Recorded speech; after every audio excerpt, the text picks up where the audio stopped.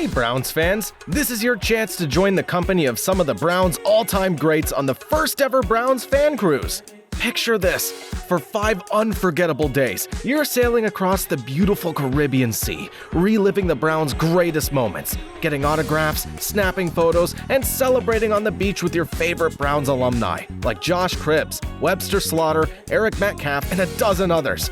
Book now and take advantage of our easy, budget-friendly payment plans on this once-in-a-lifetime, all-inclusive cruise adventure.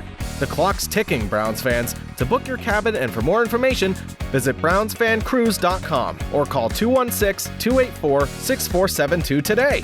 Browns Fan Cruise, where diehard fans and Browns alumni come together for the trip of a lifetime. Don't wait. Secure your spot today. And go Browns!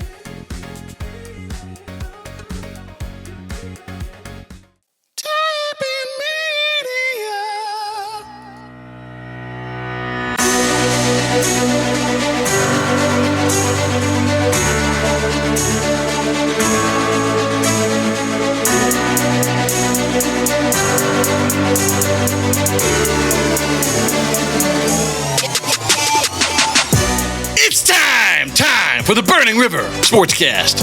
For the third time in 5 years, the Kansas City Chiefs are world champions. On Sunday night in front of the world, we witnessed a heavyweight battle with the 49ers controlling most of the game.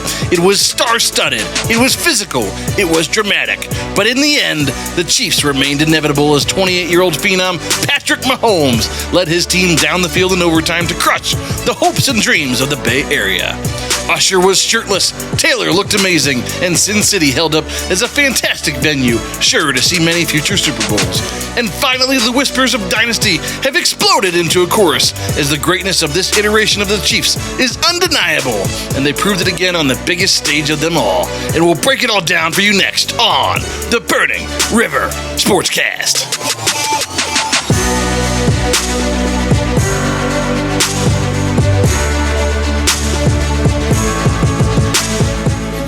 When you're pissed when it hits the urinal, it sounds feminine. Like, it's just, you can't get any softer than this, you know? So soft. Like, and then I would tell them, and I'm sorry for partying and Bacardian in the backyard again. The cardigan. yeah, that's what I would say to them. People all around the league understand that quarterbacking the Browns to wins is like harder. It's harder than coming back from the dead. That's fair. That's fair. We don't give a shit what they think. F them. F them all. Bro, the offseason literally just started, and we came off of a pretty good run at the end of this season. Everybody's feeling good. We just won all of the NFL honors, and you're just pissing in my cornflakes right now. Look, here's the thing. Good. I mean, the halftime shows feels like in the last couple of years have been better. All pretty good. Better.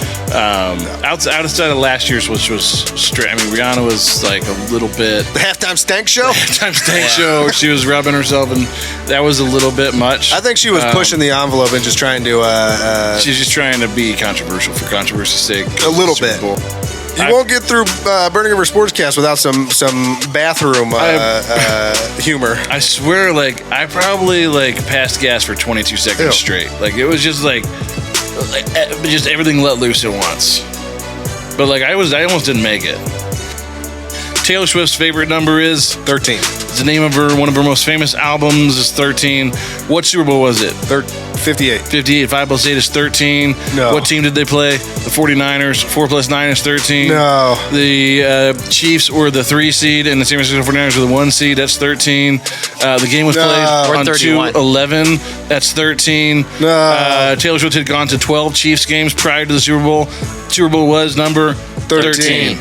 What does it all mean? I have no idea, but something happened here. Something weird happened here. Yeah, we gotta get to the bottom of this. Taylor Swift took a flight from Tokyo to the United States that was 13 hours long in order to get to the game. You know I'm someone this is what I deal with. You know I'm someone who appreciates a good poop story, so thank you for sharing that.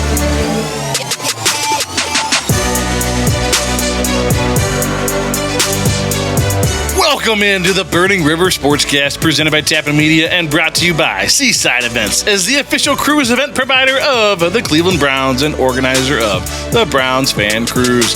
I'm Kenny Thunder, joined by my dear friend, the man who cross-pollinates his own garden, the organic Red Hot Ronnie Jams. And back on the board today, the man who invented the quesadilla, the Big Bone Man.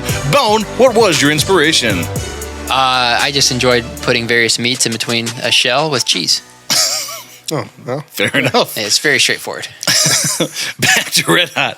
Where can our listeners find all of the Burning River Sportscast content, including our exclusive interviews with Browns backers and former Cleveland Browns players, ahead of the Cleveland Browns fan cruise put on by our good friends at Seaside Events, the official cruise event provider of the Cleveland Browns? They can find our podcast wherever you get your podcasts. I'm talking Apple Podcasts, Spotify, Stitcher, Google Podcasts, Amazon Music, Pandora, iHeartRadio, Pocket Cast, Castro, Good Pods, and so many more. And don't forget to subscribe on YouTube, the only place that you can find our video podcast in the video version of all of the interviews that we do with the alumni that will be joining us on the Cleveland Browns fan cruise. It's brought to you by Seaside Events, the official fan cruise provider of the Cleveland Browns. And so Now you're getting it. you can find us on Facebook, Instagram, and TikTok, as well as YouTube with the handle at Burning River Sportscast. And we are on X, the artist formerly known as Twitter, as well with the handle at Burning River Pod. And while you're at it, check out our merch, www.thetappenmedia.com/shop. What do you got there, Kenny?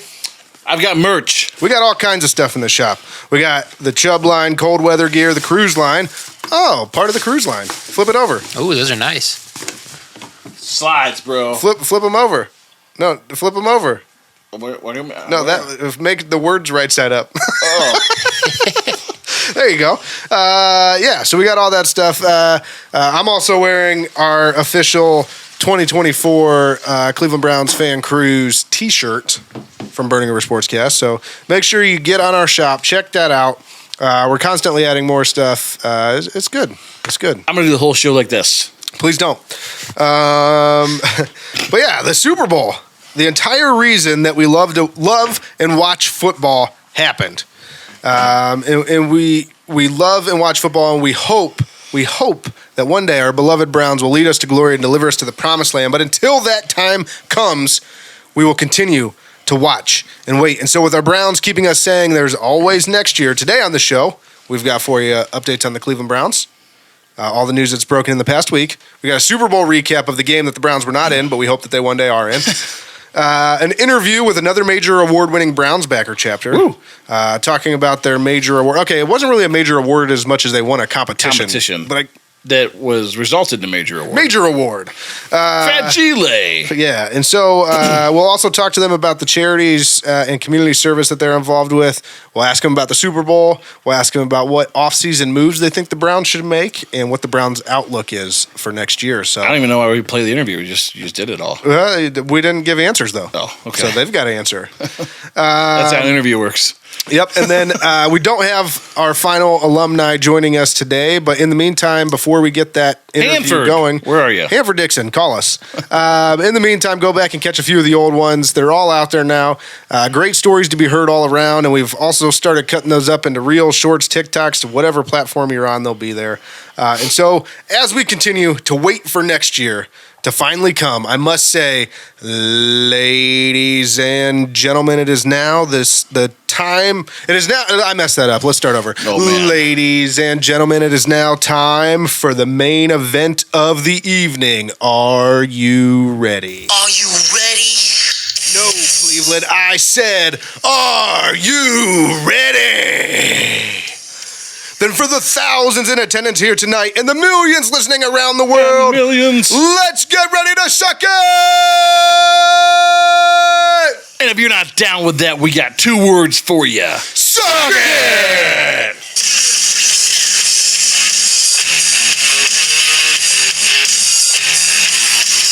Degenerate into something cool. We just got tired of doing what you told us to do. That's a break, boy. Yeah, that's a break, little man. Break it down. All right, so for this week's Burning River News Story of the Week, we're going to talk about the Waste Management Phoenix Open, where things got a little too chaotic for tournament organizers and some of the players that were in the tournament. So for the first time ever, they shut the gates early on Saturday afternoon and barred ticketed fans from entering as they felt that the crowd was a little too raucous. They also cut off all alcohol and food sales during that afternoon. And when asked about it, tournament officials are blaming this on the weather and conditions of the course, and saying that played a big part in it. It was getting real muddy, getting real gross. It was getting dangerous. A lot of the places where spectators usually are were too muddy for them to stand, so they were crowded around areas that weren't made for enough people. Yeah, but we all know what the real issue was. It was the fans were getting crazy and the golfers were complaining. In particular, Zach Johnson went on a tirade during and after the tournament. I know afterwards he said, quote, "This tournament has been inappropriate across the line ever since I've been on tour, and this is my 21st year. I think the Thunderbirds probably need to do something about it. I'm assuming they're ashamed." And with that, I've lost all respect for Zach Johnson. Oh, yeah. This sounds like spoiled milk. Sounds like a guy who hasn't won a tournament since 2015. Sounds like a guy who is just beyond his prime. He's 47 years old. He was never long off the tee. He relied on his wedge game. The fact that you're still playing a professional sport. He relied on his wedge game for a long time and was pretty good, was able to win some tournaments that way. But today's game has just gotten so long that I think he's frustrated. That's why he can't win, because he just can't keep up with these young guys that just are hitting the ball 320 and 330. On top of that, he had a disastrous run as Ryder Cup captain, which is what set him off. Do you know what was said during? They were just calling him a shitty Ryder Cup captain, which is true because he let the LIV Golf and the PGA Tour stuff get in the way of him picking the best players for the roster for the Ryder Cup. And so somebody mentioned, now we all know is water under the bridge, whatever. I mean, it is what it is, but it's like he let that get in the way of picking the best players, and by all accounts, they got destroyed in the Ryder Cup. And somebody called him out on it and said, "Zach Johnson, you were a shitty Ryder Cup captain." And he said, "I'm sick of this. I've had enough of this. This is terrible." Stormed off the thing. This is just one of those. He took that personal. Again, where it's like, God, this tournament is beloved for this very reason. Well, we talked about it off air a little bit, and I said there's a reason why this tournament, which in the grand scheme of things doesn't have all that much importance in like numbers for the golf season or anything like that, it's one of the most popular tournaments on the entire tour. And it's because it's the only one where it's stadium golf and you're allowed to go there, get crazy, and yell and scream as much as you want. I mean, stadium golf is a beautiful thing. It's awesome. It's the one time that golf feels like a sporting event. And it's a shame because when you think about this tournament saw almost 600,000 people over the course of 4 days. That's way more than go to a football game, go to a baseball game. Over 4 days to have over 500,000 people there. There were 200,000 people there on Sunday for the final round. And it's just a tournament golf. Whether it's TPC courses in Florida, like it's just a beautiful thing. The way they have it set up, and the 16th hole obviously has always been a party hole. I think the one guy in the history of golf in like 2004, I think it was Chris DeMarco, is the only other guy that's like ever complained about it. Look, it's like these guys are all mad that people are making noise and things during their swing. It's like, have you been to an NBA game to watch a free throw? Yeah, well, I mean, have you been to a Browns game where they've punted on every possession in the first half and they get booed off the field into the tunnel? And I don't know a whole lot about this event. I saw it on that like Full Swing show on Netflix like a year ago. I don't know, and it looked really cool. Like from my perspective, cool. Someone who doesn't follow golf that often, I'm like, wow, this is kind of cool. It's kind of blue collar, blah blah blah. Right. And I was talking to a guy today at work, and he was like, correct me if I'm wrong in this, but he said they open the gates at 1 for anybody who wants to try to get like the best seat in the house. He said fans will sprint. Sprint to that hole where they want to post up and get ready to like just hang out and drink. And they'll drink 30 beers in a day. And the golfers, they know this is coming. Yeah. So to then complain about it seems a little. Isn't it Arizona State that's right next to it, or is it University of Arizona? It's one or the other. I think it's Arizona State, 'cause I think it's the Sun Devils. They all like. That's like the big party that weekend like for the colleges. All the frats, all the sororities, like all the partiers at that college go there. Sounds like a blast. Post up, yeah, and it is. So, like to your point about stadium golf being a beautiful thing, one of the few clips of golf I've ever showed my wife, because most golf clips are pretty boring. I showed her. I was like, just check this out, and it was, I forget who it was. I know there was actually two of them, two people back to back at that hole, and one of them was Tiger Woods when he stuck it real. Did he hit a hole in one or did he stick it close? I think he hit a hole in one there. I think he hit a hole in one too. I don't remember. 2006 or something. And the other one I know for sure was a hole in one. And both times the stadium just goes nuts and everybody's just like dancing and running around. And I'm like, this is like if golf was like this all the time, it would draw in so many fans. It would be so popular, but it's not, and so it doesn't. And I mean, it does still draw in a lot of fans, but it could be so much bigger than it is. Well, it's like this whole, and I know Billy Horschel had another negative he had a fan yelled at his playing partner in his backswing, and he said something along the lines of, "Buddy, when he's over his shot, shut the hell up, dude. He's trying to hit a damn golf shot here. It's our fucking job." Like, one, yeah, no shit, and two, have you ever played competitive sports in your life? Right. Like, how did you make it? And the other thing that's funny is these are supposed to be some of the most mentally tough athletes in the entire world. Right. And I'll be honest, the noise for a shot. And I'll be honest, I'm not saying golfers aren't athletes, but I'm more of the people that think like athlete is a loose term when it comes to golfers, because when John Daly can be sure a dominant force on the tour for several years, especially now that we know about John Daly literally showing up to tournaments blasted, like just on like a 4-day bender, and he's just like, I'm dead, whatever. That's how he won the U.S. Open. Don't sit here and tell me do some people take it more seriously than others, and are there some elite athletes on tour? Sure. But I don't think you absolutely need that to be a good golfer. And so, no, I mean, look at some of these guys, Angel Cabrera. I mean, they're just not built like who's my guy, Afi Bonrot. Like, yeah. And so again, they're supposed to be the most mentally tough people or mentally tough and that's athletes generally in the world. They are, right? They are mentally tough athletes. Apparently, not when somebody talks in their backswing. Though. It's over. That's when it goes out the window. That's the kind of attitude though that like keeps people away from the game. Like, people are it's expensive. B, it's intimidating to like walk onto a golf course if you've never been there before. Yeah. And you got all these people that are dressed nice and like know the etiquette. Like, that kind of stuffy, turn up our nose at any kind of like bone measure, like blue collar guys that just want to go out and like try it and have fun. Like, golf needs, if it's going to continue to grow, needs more of this. It needs more of this fun stadium atmosphere where a guy sticks it to 3 feet and the place just goes nuts. Not just golf claps. Nope. Now, there's certainly a line where you don't want guys like I've seen in past years where they've been throwing beer cans and stuff on the tee. Yeah, like that stuff's obvious. Like, that doesn't go on. And when that happens at normal sporting events, those people are escorted out. Right. So, like, there has to be a line somewhere. But in generally speaking, like, stadium golf and letting those crowds get off the chain is a beautiful thing. It's part of what makes this tournament, what you said, in the grand scheme of things, doesn't mean much of anything. It's what makes it one of the most like favorite tournaments of people all year long as they tune in to watch this. It's a fun as shit tournament.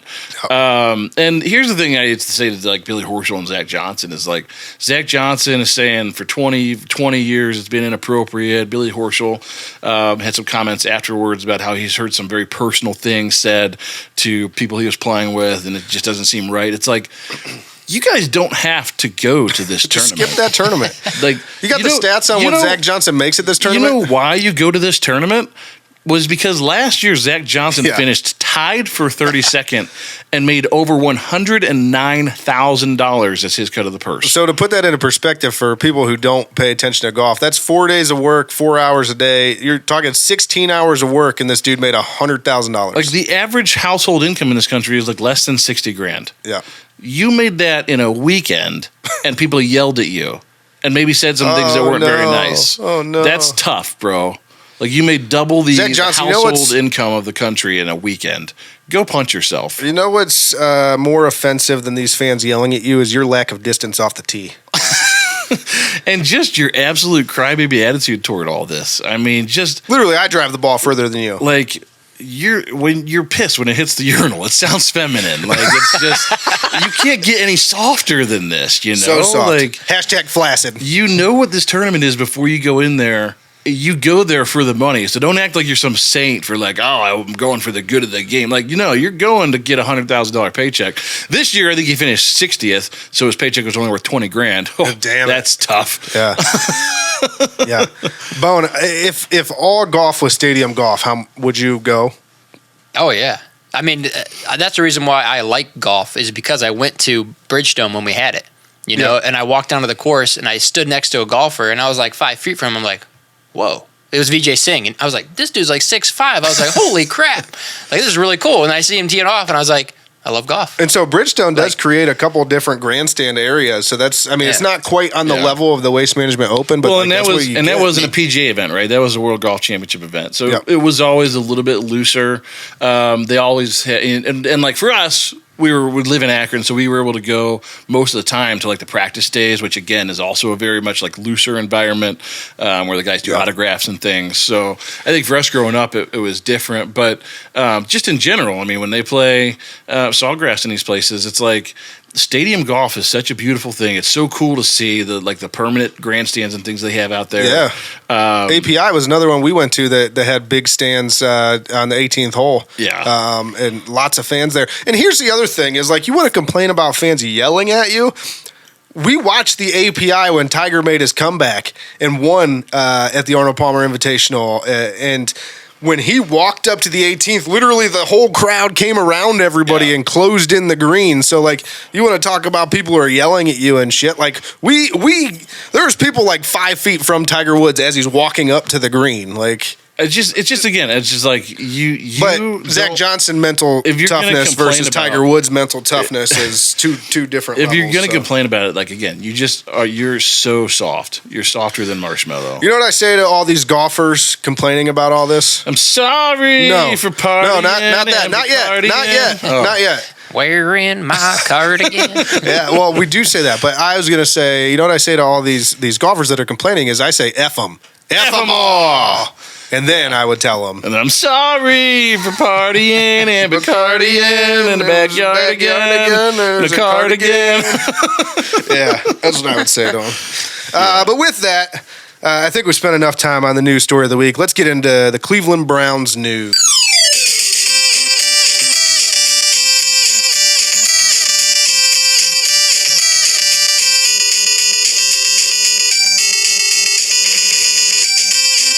Okay, so big news out of Cleveland this week. The Cleveland Browns swept the NFL honors that they were nominated for.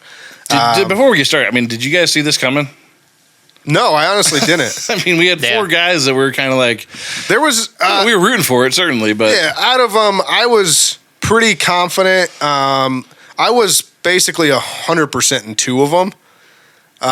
With some of the reports coming out just before it, I would say I was fairly confident in three of them. The one caught me completely off guard. I had no idea that was going to happen. And we'll talk about which ones those are. But we'll start with Coach of the Year. I was pretty certain this one was going to happen.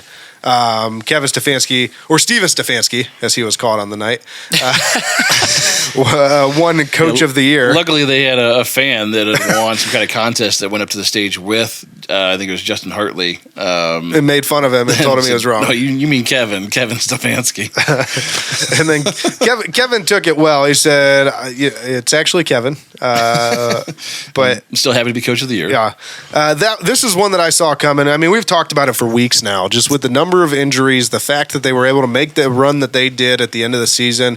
I mean, what'd they win, like 4 games in a row or something like that before they lost to Cincinnati? I mean, you think about some of the other guys who were up for this award, and DeMeco Ryans, tremendous first year. They did technically tie. I don't know if you saw the voting. The rookie quarterback. They tied, but Kevin Stefanski had more first-place votes, so he won. And I was surprised that Campbell up in Detroit, he got like no looks for this. Didn't get as much as I would have thought, because I mean the Lions are like the Browns, right? I mean, if you turn the Lions around, I mean that's a huge deal. I think that what set them apart was you look at Dan Campbell and Kevin Stefanski this year in very similar situations traditionally. Dan Campbell didn't have half the injuries that Kevin Stefanski did, so I think Kevin Stefanski knocked him out based solely on that. And then it's Kevin Stefanski versus DeMeco Ryans. And DeMeco Ryans had, it was great down there in Houston. They weren't expected to turn around quite that quickly, but I think ultimately what prevailed is the fact that the Browns had so many injuries and so much adversity all year long that just the people that looked at this and were voting at this are probably like, I have no idea how you kept winning games this year. I don't know how he kept winning games this year. We're Browns fans. We have no idea how he kept winning games. I mean, right. I feel the same way. Yeah. I mean, at least until Joe Flacco showed up, right? Well, Flacco changed things quite a bit, but like to win games with PJ Walker, DTR, once Deshaun went down. I mean, winning games with Deshaun, I mean, frankly, was a struggle. I mean, when he was trying to get his footing, and Deshaun was 5-1, I think, as a starter this year. But like, it was a sloppy. It wasn't easy. Yeah, it was a slop. It was on the backs of our defense 5-1. Yeah, I mean, he was not playing particularly well in most of those games. So but good on Kevin. Look, I mean, Kevin's had his share of shit thrown at him from this show, certainly, and from a lot of places. We called for them to fire him for weeks. Kevin win Coach of the Year. I mean, good on him. And I will say this: even though we called for his firing for weeks, we are now in the camp. I believe that you're with me as far as we think he should get an extension. Oh, I mean, I'm not going to go that far, but I mean, certainly with the job that was in front of him this year, exceeded expectations by a mile. Also, speaking of Kevin Stefanski winning Coach of the Year, we do have a call into the Burning River Sportscast Hot Take Hotline. Yes, we do. Are we playing that now? I thought we were waiting until the Hot Take Hotline. No, we're playing that now. Oh. Okay. I guess we'll wait. You're unprepared. We'll play that later. But next up for the NFL honors is assistant coach of the year. This is the other one that I knew for sure Jim Schwartz was getting, and Jim Schwartz did win that one. I mean, the defense was the best ranked defense in the league, coming from being ranked, 27th last year or something stupid. Like, I don't know the exact number, but it was in the upper 20s, I'm pretty sure. So, yeah, I mean, we talked about Jim Schwartz all year long and what a godsend he was to this team, this organization. Steve Spagnuolo in Kansas City probably, was worthy of this as well, and the job he did with their defense. But it's Kansas City, but yeah, when you think about the job and think about turning around what was just disaster of a defense under the previous regime, won't speak his name, but yeah, I mean, Jim Schwartz, I'm with you. I think he was, out of all these guys, I felt best about Jim Schwartz winning a year-long award for this, for sure. Yeah, and in honor of Jim Schwartz winning Assistant Coach of the Year, don't forget to grab your very own Jim Schwartz from our shop. Available right there at www.thetappinmedia.com/shop. Click on show specific, click on Burning River Sportscast, and click on shorts. And you'll find Jim Schwartz. Yeah, you'll find the Jim Schwartz. A couple different flavors of those. The hottest Jim Schwartz of the season. Yeah, absolutely. And then next up, this is the one that caught me way off guard, is Comeback Player of the Year, and it was our very own Joe Flacco. And the legend of Cleveland Browns quarterback Joe Flacco continues to grow. I loved it. Before the award happened, they asked Joe Flacco how he felt about being up for Comeback Player of the Year, and he was like, "What did I come back from? Being old and sitting on the couch for a while?" That's what he said. He was like, "I mean, I really just came back from my couch. I just didn't have a job. I didn't. Yeah, I didn't go anywhere." And he did endorse Damar Hamlin for it, which I Joe's a good guy, so you kind of figured that was coming. And I don't want to get too deep into this, but Damar did come back from the dead. Yeah, but here's the deal. I'm actually in the camp of I totally agree with him not getting the award because he only played. He made the roster. He played in 5 games this year, and he only played a total of 7 snaps. Yeah. So, and one of them was that disastrous fake punt they ran. Yeah. And so, don't get me wrong. What happened with Damar Hamlin and the fact that, he came back from the dead and is able to play football again is nothing short of phenomenal. Well, I think it just goes to show that, people all around the league understand that quarterbacking the Browns to wins is harder than coming back from the dead. That's fair. Joe Flacco, just of note here, he also beat out Baker Mayfield for this award. I thought Baker had a pretty good shot to win this award. I mean, I know obviously again, Damar came back from the dead. Excluding that, Baker had a full season's worth of and he had a very good season. I gave him props last week. Yeah, you don't hear me give Baker props very often, but I gave him props last week. I said he played well. But Joe Flacco's Comeback Player of the Year. He is big Joe Flacco, and then again, this one caught me completely off guard. This is probably the most I feel shocked, controversial of them all. Yeah, I would say so. Finally, to round out the NFL honors, Myles Garrett won Defensive Player of the Year and finally captures that title. I've been chasing it, I feel like, for at least four seasons Feels now. like every season. Yeah, and been very close multiple times, and he finally takes the award home. And this one was kind of the best one to me. Again, this one caught me off guard a little bit. If I'm ranking them, I pretty much knew Coach of the Year and Assistant Coach of the Year. I thought that the Browns were taking those home no matter what. This is the one I was saying I started to get more confident as it got closer because all the reports coming out were that they weren't like TJ Watt obviously had a lot of sacks this year, but they were looking at all the people that vote on this were looking more at advanced analytics and stats and things like that. And when you start talking about that, Myles Garrett wins all of those. Well, I think what helped too was he won the Pro Football Writers of America Defensive Player of the Year first. So that was like a week or two before the AP awards got released. Technically, though, these ones were already voted on before those were released. True. But in terms of just like expectations, I guess. I got you. As far as me feeling more confident in it, like once that came out, I was pretty confident that like Myles, they saw it. Why wouldn't these other guys see it? But again, controversy certainly, and it's not unwarranted. I mean, there were other guys that had more sacks. The thing with Myles Garrett is like we talked about all years, like. When you look at advanced analytics and matchups won, I mean, this guy wins his matchup every time. He's always better than the guy across from him. Does that always mean that he's getting 3 sacks a game or he's making the biggest impact on the game? No, but like Kevin said earlier in the year, like he's the best defensive player on the best defense in the league. And ultimately, I think that was enough to bring it home. It feels like in years past, Myles probably had a stronger case statistically. Honestly, for this award, which kind of makes me go like, you almost feel like the politics of like the NFL and it's like it was this guy's turn. I don't know, because to me, again, just as the NFL is going, again, they're leaning not just GMs and coaches and everybody else everywhere. They're leaning more and more into these advanced analytics, and so I think it's just the way the game's going. I don't know that politics necessarily played into it. That's the big uproar right now. Is Steelers fans are crying and saying it was undeserved, and that this particular award was fixed because it was his turn. Who cares what Steelers fans think? True. That's the first thing is we don't give a shit what they think. F them all. But if this one's fixed, then that means they're all fixed. And like seriously, so you're telling me none of the other awards that happened this week they didn't count? They're all fixed. I mean, if you're a Browns fan, it feels great. But if you're anywhere else in the NFL, you probably are like, why didn't Dan Campbell get a shot? Or why didn't Spags get a shot? I will say this for Myles Garrett, though, right? So, we're talking about Myles Garrett and his case to win, right? And all these advanced analytics.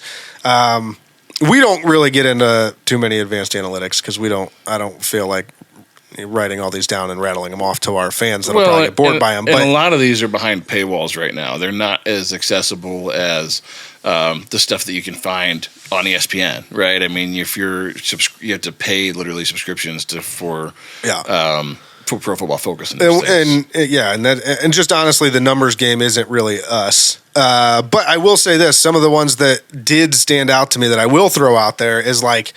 His win rate against double teams was like one of the biggest ones, right? And it was like 3 times what TJ Watt was. Yeah, and one especially so you have their win rate against a single defender was like almost identical across Myles Garrett, TJ Watt, and Micah Parsons. It was almost identical.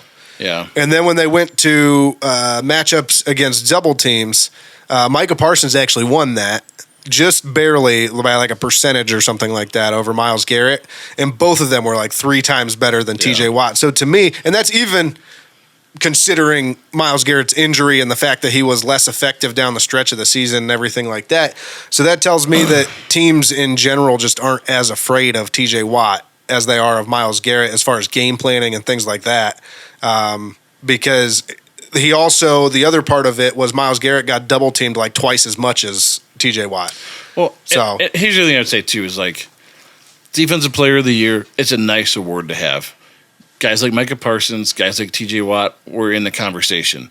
Just like in years past when Miles didn't win it and he finished second or third, like there's an argument for all of them. Yeah, like they're all top tier NFL players. Like they're all the best at what they do. Okay, and so it's just a matter of the award went to Miles this year, right? And those were the top three. And even Micah Parsons came out and was like, "Yeah, Myles Garrett deserved it this year because he affected the game more than anybody in the NFL."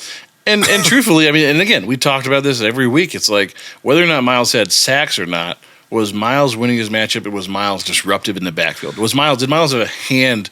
At one point, we talked about like, did we get a hand on the quarterback statistic? Because I felt like Miles was always just rushing, just enough to disrupt a pass, but maybe not to get home with a sack. And it's like those are game changing moments when a quarterback's off balance, can't throw, is getting knocked to the ground. There's a couple, even if they're not getting a sack. There's a couple Kansas City players in the Super Bowl that didn't get any sacks that really affected the game. So. Sure. Yeah, I mean, it's just everywhere. It's not just about the sacks. And sure, T.J. Watt got home more than anybody this year. But that's not what it's not solely based on who's got the most sacks, or else it would just be the sack leader award. It does feel like Defensive Player of the Year only goes to edge rushers now. Yeah, it's pretty annoying. I'd love to see like a safety or something win at one time. Like it just doesn't happen anymore. It's almost like, do we need just a pass rusher of the year award and then like to reserve? Because there was other guys. It's kind of like how offensive player of the year always goes to well, the MVP always goes to a quarterback. MVP also always goes to quarterback. So like offensive player of the year is like Christian the MVP McCaffrey of the league, but we have to give MVP to the quarterbacks, right? Because they're the quarterbacks. It's like this. It feels like defensive player of the year is kind of going the same way, where like it almost you need like some way to distinguish, like, okay, this is the best pass rusher in the league. I don't know.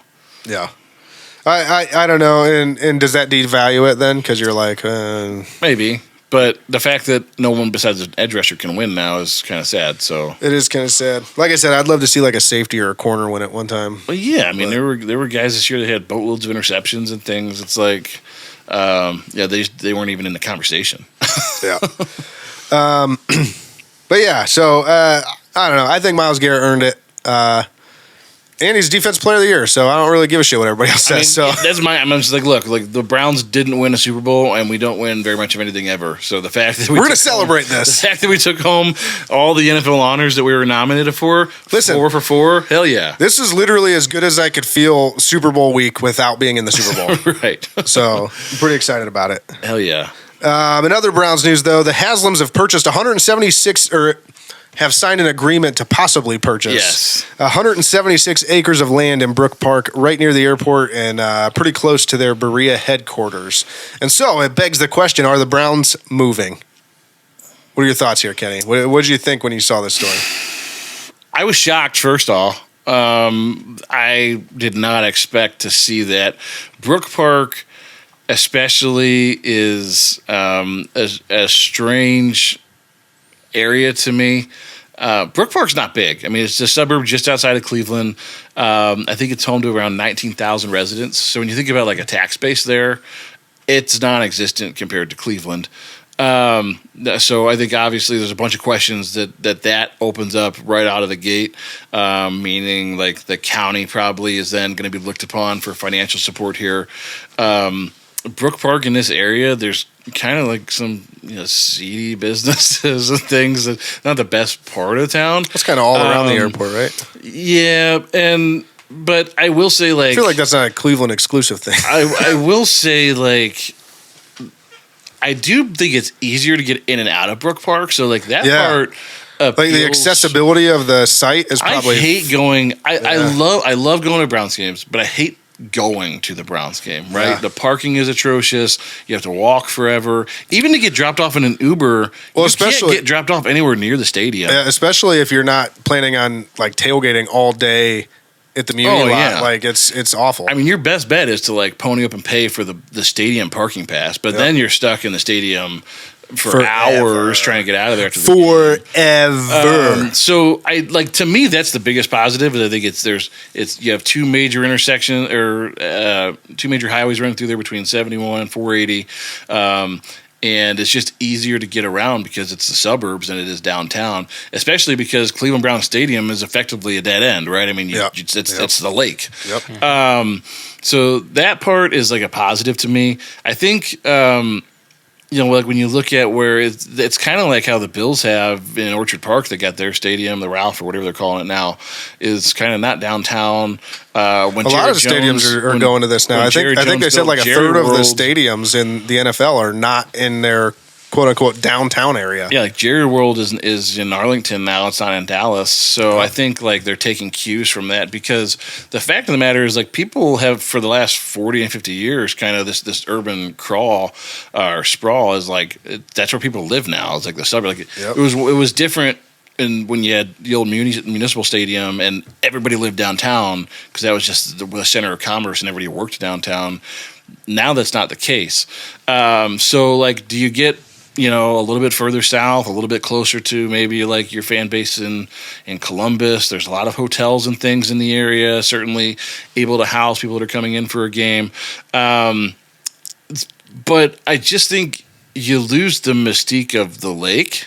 Yeah. Which, like, I don't know, is that enough to keep the stadium downtown, the fact that you're on the lakeshore, especially since we've talked for literally decades, my entire lifetime and before I even existed in this world, they've been talking about developing the lakeshore and nothing ever happens. We go through this every 5 to 7 years where there's some kind of but Mayor Bibb was determined. Community initiative. They put out some rendered drawing that looks real nice. Every time, and like nothing ever happens with it. So potentially could Cleveland Browns Stadium being moved off the lakeshore make way for development of the lakeshore? Possibly. I don't know. But it certainly feels like if the stadium were going to be kept there, they would need to see some kind of community development around the area. Just something about playing on the lake, though, with the lake effect snow and the wind and knowing how it that's going to be gone anyways because they want at least a retractable roof on this thing. So. Well, right, and the retractable roof is so much more expensive. I mean, I guess you could theoretically still have the elements if you have a retractable roof at least, though. Sure, and I think that's the plan, right, is that they would leave it open air for games. But I just, I'm torn on this whole thing because I know that if they build a new stadium, it's going to be some kind of dome stadium.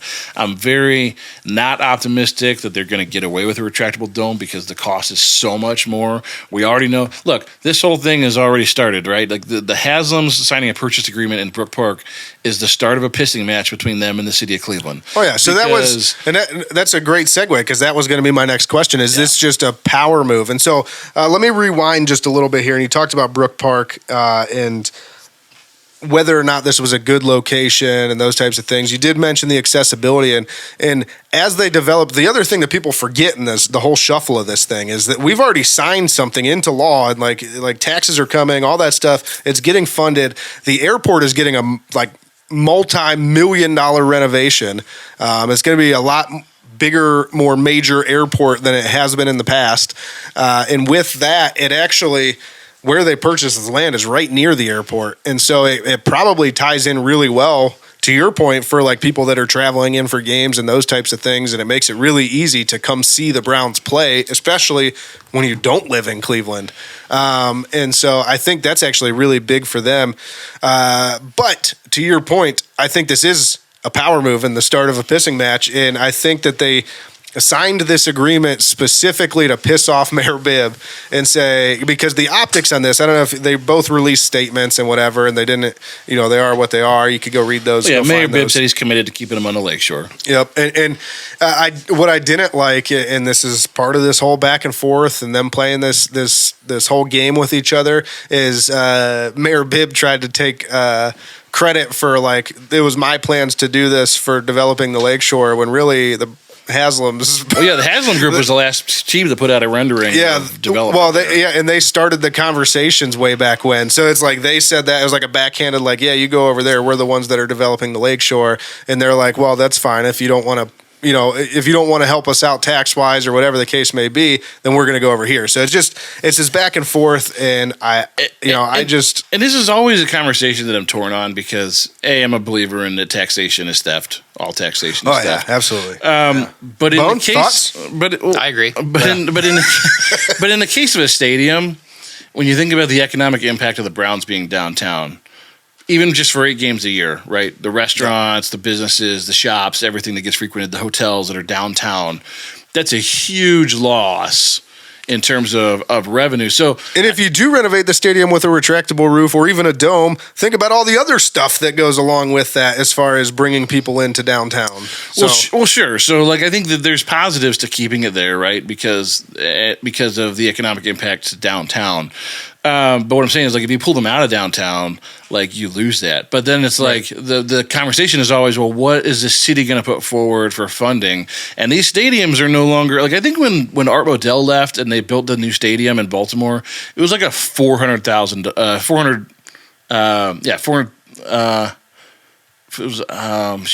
it was like a. It was like a $40 million affair. Like, it was. Kenny's officially glitching on our show. I've lost my brain is broken. It was like a $400 million affair. Now they're like in the billions. These stadiums now, like, to build a dome stadium is going to cost you a minimum of $2.5 billion. To build a retractable dome, you're looking at close to $3 or $4. Yeah. I mean, this is a whole different ballgame. This isn't like the city can put forward $100 million and it's like they can just, it's a sin tax on cigarettes and gambling, and marijuana now is recreationally legal in Ohio. Maybe that plays into it. But, like, they're going to need a lot of money. So, I mean, you're looking at a pretty significant tax burden that's going to hit the city over the next few years. Well, the thing is, like, they have avenues, right? But I guess what I'm saying is, like, you have this tax burden, but, like, if it's important for the businesses downtown, then and the residents to say, like, we want our downtown to remain vibrant and we want people to come down here for Browns games all season long, especially if they make it to the playoffs and Super Bowl. Like, that's so important to Cleveland. Like, maybe we should pitch in with it. Well, and I thought I heard stuff about possibly getting some I don't know what portion of it there would be. I mean, I'm not talking like I know exactly what's happening with these discussions, but like some federal money because now you're developing the lakeshore and like well, and that's all part of it, right? Because when you think about talking about going over highways and things like that. $4 billion, there's certainly going to be part of that that's federal funding, but that's going to be a minute percentage compared to the rest, right? So it's like if they can get $75 million in federal funding, like, okay, that's a nice chunk, and the Haslams are going to throw in, $300 or $500 million of their own money. Like, you're still several $1 billion short of where you need to be to build a new stadium. It's a problem when your owners can't just like write a check and pay for this whole thing. Now that's expensive. But like now you look at it and say, okay, the Haslams purchased, if they're going to purchase 180 acres in Brook Park, and they would own the entire complex, they would own the land for parking. So you don't have to, as a fan, go down there and decide whether you're going to pay $75 to park at the stadium, $50 to park in the Muni lot, $15 to walk 6 miles to the stadium. Everything would be owned by the Haslams. They're getting all the parking revenue. They would have the whole complex to be able to through the whole thing. Yeah, it'd be a set right through the whole thing. You'd have the whole complex that they could develop and sublease to restaurants, to hotels that want to build on the property. I think Browns Stadium right now sits on a little less than 100 acres. So you have almost double that area to develop for parking, other businesses, restaurants, hotels, and the Haslams own it all. So, like, is that more incentive then for the Haslams to go in and say, because we're now going to be the beneficiary of all the revenue, maybe we'll put forward $2 billion or $3 billion to build a stadium because over the life cycle of this deal, we're going to make money. Imagine, too, like, in that scenario, every amusement park, everything you go to nowadays is all about being immersive. Like, imagine the immersive game day experience you could have if you own the hotel that's right next to the field and you say, we made this, I'm just using this as an example, we made this the Holiday Inn. That's not a great hotel, but like we'll do the Hilton. That's a little better. The Hilton by the Cleveland Browns or whatever. Yep. And it's literally Browns themed and it has like basically a museum in it, some exhibits that you could see. Your room could be like, if you pay the premium package, you get like a Brown themed room and like all kinds of stuff and possibly autographed materials that are included in the room price, like whatever the case is. The possibilities and it's all immersive. Are endless there. Yeah, and like that would be popular. So I think that's like the bar. That should be marketing. The bar on the campus would be like first and 10. It would be like it would be a very immersive experience. And again, the Haslams are the beneficiary there. So are they willing to then pony up more cash up front? Because this thing, like I said, they're going to want the city to fund most of this. At that point, then you're going to be like, we'll just go get some investors because I know the Haslams know a lot of rich people. So sure. So I just think like there's a bunch of possibilities there. I still like personally am skeptical of like I think all the stadiums eventually are moving to dome because you just have to have a dome now because the experience is so much different. To be able to use the facility for things other than football games 8 times a year, you almost have to have a dome. I think a retractable is just so expensive, and I don't know that they're going to come up with the money in Northeast Ohio. It's a different. Like Atlanta could do it, but Atlanta has like 7 million people there. Cleveland has 350,000. It exponentially different in terms of. And on top of that, like, how many of these northern teams have a retractable roof? I mean, I'm not asking you to actually answer that. It's more of a rhetorical question. I don't think there's very many. I legitimately wonder, just because of my day job profession and what we sell mechanical things and whatever else. Like, I wonder how the mechanisms for opening and closing the roof will hold up in Cleveland winters. Yeah, great question. Great question. Like, compared to, you have it down in Dallas and it's warm there all the time. Like, it freezes once every 5 years. You look at the Falcons Stadium that spiral opens and close. You know, it's like, that's such a complex for a building that size. And again, it freezes once every 5 years. Yeah, so like, it doesn't snow there. Yeah. Like, they're not going to end up with 6 feet of lake effect snow on top of all ice those build up. Yeah, parts. precipitation off the lake. It just begs the question, like, how does that work? Which is why I think you probably see just in like places like Minneapolis, it's just a dome. Yeah. You know, it's That's like fair. There's no reason to do. I mean, really, like, outside of opening the stadium to have open air games for the Browns, what reason would you put a retractable roof on the Cleveland Browns Stadium? An open air stadium in Cleveland most of the year is not good. It's funny because you have like the two sides, right? You have like me, who's like, I want as many events as I could possibly get there. I don't care if it means a full dome. Like, I would prefer a retractable roof so that we could do the games with open air and whatever. But if it was a dome, I'd prefer that over an open air stadium. Yeah. And then you have all the people that are like the purists. They're like, we have to have open air. That's football's played in the elements. We're talking about billions of dollars to just we'll just go in the middle. Yeah, right. Like, we got to try and appease as many people as possible. Damn the effects on the economy and the taxes of all these people. Like, anybody, let me just say that anybody that complains about taxes and stuff for this thing, like, you got to pick a side, because if you're somewhere in the middle, then you want the most taxes. Well, that's what I mean, right? It's like I'm always torn on this, because it's like the economic development piece and the economic impact. Like, it would be huge for those bars downtown to lose the revenue from the Browns. Most of them would close. They just came back in the last few years. The Flats is bumping now, and the Flats was dead for like 15 years. I mean, you got to imagine what they make on Cleveland Browns games probably amounts to, for some of these businesses, to be like, I don't know, a tenth or a quarter of their revenue for the year. And I absolutely love going into downtown Cleveland and spending the day down there during games or whatever the case is.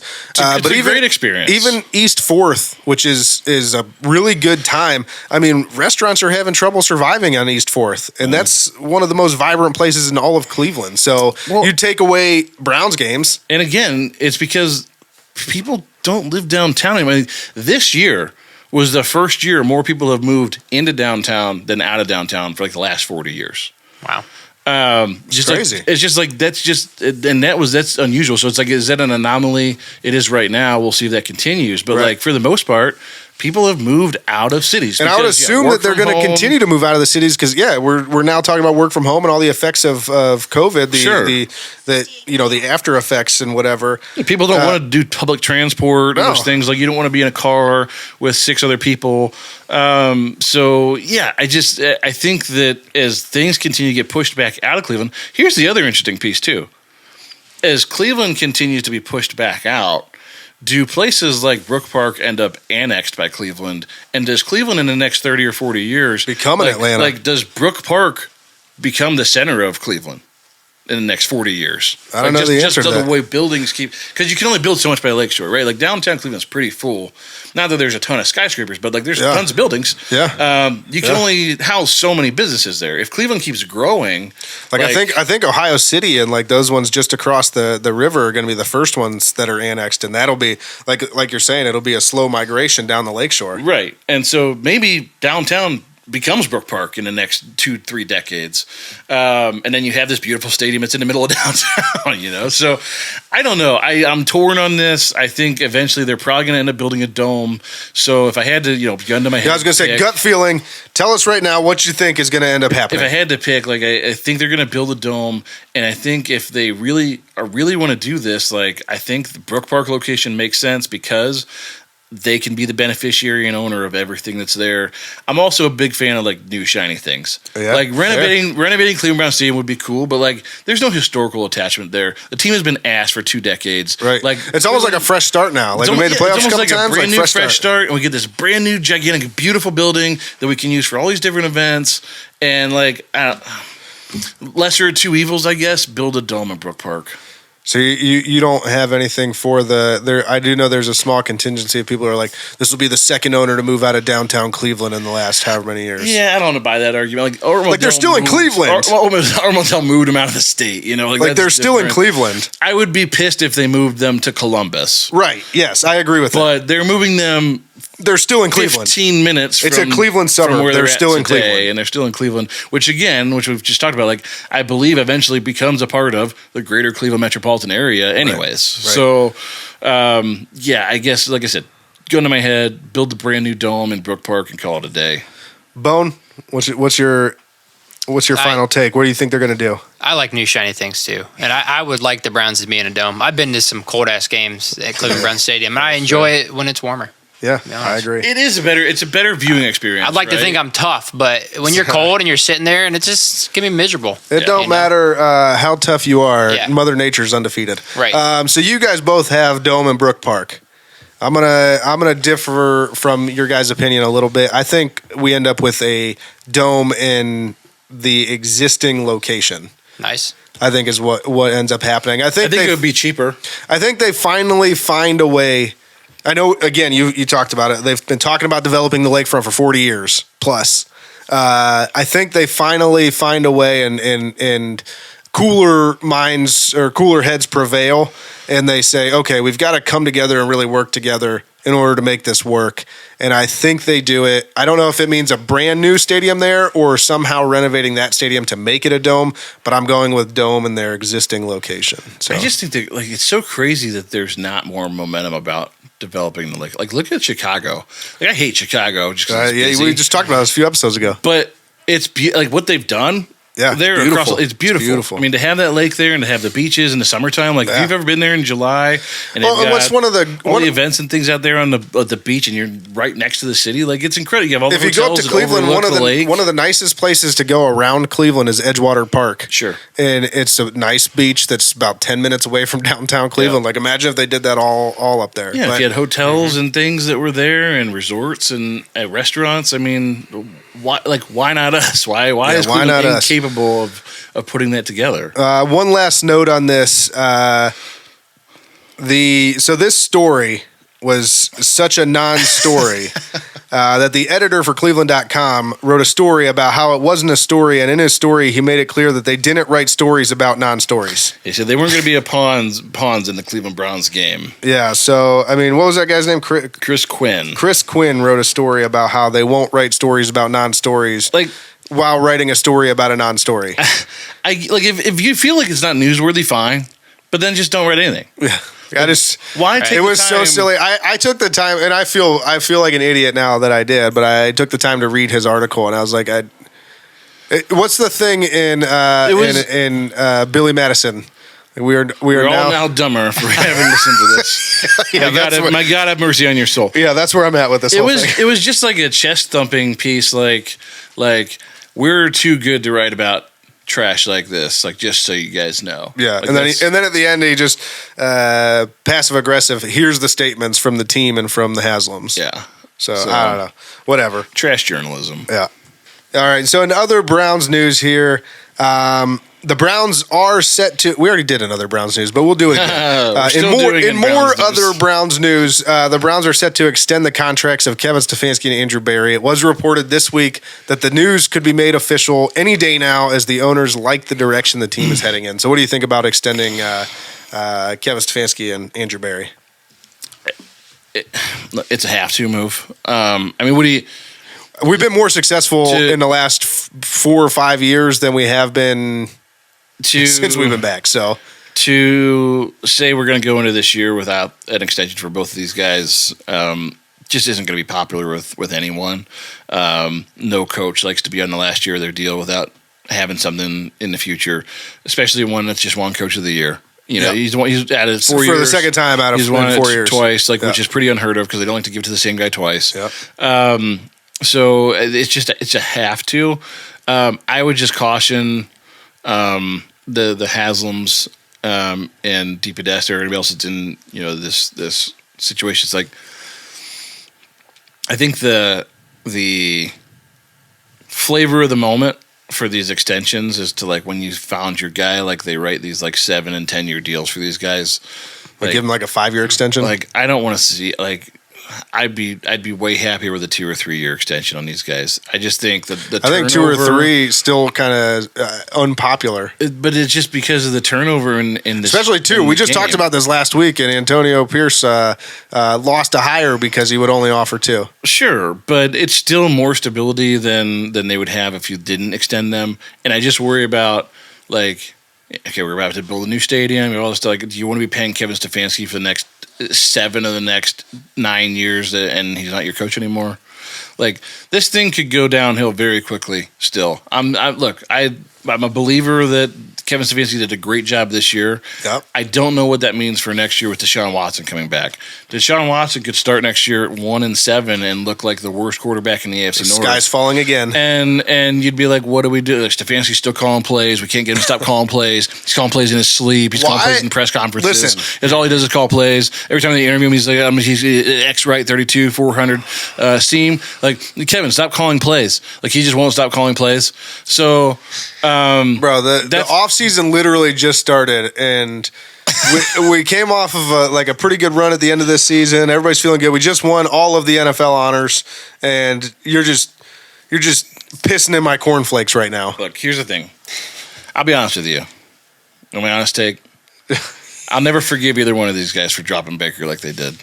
I kind of knew that. I mean, anybody that listens to the show regularly knows that that's deep down in there. They cut loose Baker. Not real deep down. They cut loose just Baker enough. and said he's good, but he's not good enough to win the Super Bowl with. I think Kevin Stefanski and Andrew Berry. He had his best year ever, and he couldn't win with the Bucs. I think that they're good. The Bucs were in a transitional year and weren't expected to even make the playoffs. They were expected to win 4 games. Fair. And they made it deeper in the playoffs than the Browns did. I just think both these guys, can you win with them? Sure. Could you find somebody better? Absolutely. That's my take on it. You think they are the Baker Mayfield of coaching? I think they're the Baker Mayfield of coaching. I think they should go try it somewhere else and be mediocre too. Fair. Bone, how do you feel about the extensions? I think you have to. Yeah. Do you think it's good? You think it's a good thing though, or you I'm kind of on the fence with it too. Damn. I mean, I still am not very confident in the Deshaun Watson trade. It's and Andrew Berry is a mastermind of that. It's not looking that good. He hasn't looked that good. I will give it to both of you is that we're not far enough in that whole thing. He actually just made a comment recently that I did not like at all, and he said that trade. He figured when they made that trade, he figured it was more of a we'll look at this in 10 years and evaluate how that went, and it's wait, hold on. You went into this thing with a 10-year time frame on a quarterback in the NFL that has this many issues. And here's the thing. I still look at a lot of the talent that's here, that's your premier talent. Myles Garrett, Nick Chubb, these guys, these were John Dorsey picks. I mean, I say bring back John Dorsey. The guys that are here that are impact players, a lot of them weren't picked by Andrew Berry. Martin Emerson, he's got him. Some of them, a couple of them. But Andrew Berry also picked up Jerome Ford, David right? Bell, Jerome Ford. I mean, yeah. I mean, he's brought in some good free agents. I feel been great. The free agents have been good. The free this year specifically, what they did had a good personnel year. I thought for sure. Which is like I said, are they good? Sure. Can you Super Bowl with them? Meh. Yeah. Man, I was feeling a lot more confident before I talked to you guys. That's for sure. You guys pointed out some things that I think are fair points. I just think that we've been far more successful these last 4 years than we have Sure, and I'm not going to take that away from them. Just like I wouldn't take away the fact that Baker was the quarterback and the guy that started a lot of that. That Baker was the most successful quarterback you've had in the last 2 decades, but that still wasn't good enough to keep him. That's true, and I will say to that point, my whole thinking on Baker was he enough to win you a Super Bowl? And I would argue not, when the standard is Patrick Mahomes, and you have to, not necessarily that we're going to get a Patrick Mahomes, but you got to get somebody that could possibly beat him. I didn't think Baker Mayfield was that guy, but now you flip the argument and you really fucked with my head here. And you're like, well, is Andrew Berry and Kevin Stefanski the guy to get you in a Super Bowl? Well, damn. Yeah, it's a great question. It's a good question, and it's valid. And look, I would say that for better or worse, I think a lot of those questions will 100% be answered after next year, because, and that's what sucks about that. This is when we have to. The front office has the pressure to either give them an extension or not, because Deshaun Watson still doesn't play up to what we thought he could next year. That trade's looking really bad. So then Andrew Berry's looking bad. And because he's not playing up to what he should be, the team isn't playing as well as they should be, and we regress next year, and they say they win 8 games, now Kevin Stefanski doesn't look so good. Yeah. And so we're having a completely different discussion next year. And I just gained respect for Kevin Stefanski like 6 games ago. So, I don't... it took that long to get it. I don't know how quickly he loses it if we start poorly next year. And yeah, I mean, it's. I know that overall Browns fans feel pretty good right now, and I think that's well deserved. They had a good season. And that's what I said. They won a lot of awards. They have a lot of young talent. You can't not extend them. But at the same time, I think that as the offseason progresses, I think that even the most optimistic Browns fans, especially when the news that I think is going to hits, the fact that they're cutting Nick Chubb, that's not a fact yet, but to me, all the writing's on the wall that's going to happen. I think all of a sudden, even the most optimistic Browns fans start getting a little antsy, and they're like, this is starting to feel like a Cleveland Browns offseason. And I don't know where we go from there. I mean, here's another thing, is you said, is Baker good enough to win you a Super Bowl? Is Deshaun? At this point, I don't know. I mean, I think most people would say no. The Super Bowl was this week. Looking back on it, what did we learn? How do you beat the Chiefs? How do you get to that level? Is Deshaun that level? And I don't think, to this point, I will say he hasn't showed that at all. No. I don't think we're to a point where we can say absolutely not, but I think we're about as close as you can get to it. Is he Lamar level? Is he even CJ Stroud level at this point? I don't know. And there's people out there that argue that he is still, and to me, I haven't seen it in 3-4 years now, so I don't know if he is. But again, I mean, that's why it sucks that right now is when we have to decide if we're going to extend everybody, because I think really most of these questions get answered this coming season. When there's not as much adversity, because the fact that we had so much adversity and so many injuries and so many things go wrong this year and battled through them, it's kind of like, I don't know if you remember last year. We talked last year about the historic level of bad luck they had as far as bounces in games and different things. I'm talking about game luck. And people that watch football know what I'm talking about. This year they had a historical level of good luck. Yeah. Not on the injury front. That part was all really bad luck. But I'm talking about in-game play. Yep. They had historically good luck. And so next year it's it's gonna settle right in the middle, I have a feeling.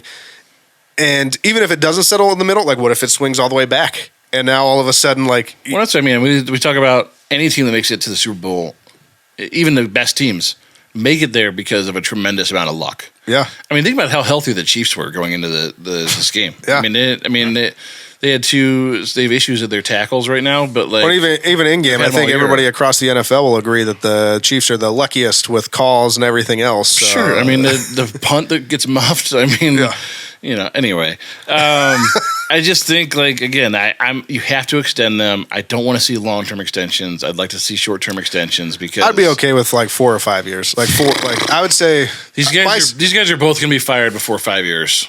I would say that my sweet spot, though, unless Deshaun is the MVP of the league next year, these guys are fired before 5 years. I would probably agree with you, but I'm just saying my sweet spot would be if they give him 4 years, I'd be like, okay, that's at least showing you have enough confidence in him to keep moving forward, but it's not giving them the 7-8 year contract that you're talking about. And to that, I would say, enjoy paying these guys while they don't coach for you. Everybody else does, so why don't we join the club? In other coaching news, though, the Browns may be losing a new hire to UCLA. With the news that Chip Kelly is taking over the offensive coordinator spot at Ohio State, there's a head coaching job at UCLA, and Tommy Rees, who the Browns recently hired as their tight ends coach, is a front runner to possibly land that job. Yeah, he's only 31, but seems to be really highly respected as a coach already. Obviously, the Browns signed him out of Alabama. Sounds like he has a lot of family ties to the area. His dad coached there. His brother played there. He seems to be like their number one target. So, look, I mean, put yourself in a situation. Do you want to be the Browns passing game coordinator and tight ends coach, or do you want to be the head coach of a legendary college football program? Yeah. I mean, he's from Los Angeles. Like, to go back there to UCLA. UCLA's in the Big Ten now, aren't they? Yeah, just starting this year, I believe. Yeah. So I mean, you're a Big Ten head coach, like. Yeah, I mean, I think it's just building the resume, right? Like at the time. Look at Chip Kelly though. Chip Kelly's like, I was a Big Ten head coach. I wanted to be a Big Ten offensive coordinator though. So, fuck you guys. Chip Kelly has been very vocal about the trouble with NIL. And the trouble with the transfer portal. If you can't beat him, join him. And I think that's kind of what he led to him. He was like, I'm tired of screwing with this. Let somebody else do it. I'll just call plays and have fun and make money. Yeah, with a team that gets all the NIL deals. Yeah, we'll just keep getting all the NIL deals. Fair. I mean, that's the way college football goes. The rich right? get richer. It is. It's the teams that have momentum. It's your I mean, up until Saban left, Alabama, Ohio State, Clemson, Georgia, like you just can't compete with those teams right now. I will say this: I'm glad that. As much as I would never think I would have said this, I'm glad Urban Meyer went down in a ball of flames because it allowed for Ryan Day to come in and not be like when Saban retired, everybody jumped ship. When Urban Meyer went down, they're like, well, it's Urban Meyer's guy, so whatever. Yeah, but Urban Meyer at least could beat Michigan. That's true. I mean, I feel bad that we haven't beat Michigan in 3 years. But. I mean, I would take Urban Meyer back right now. Yeah.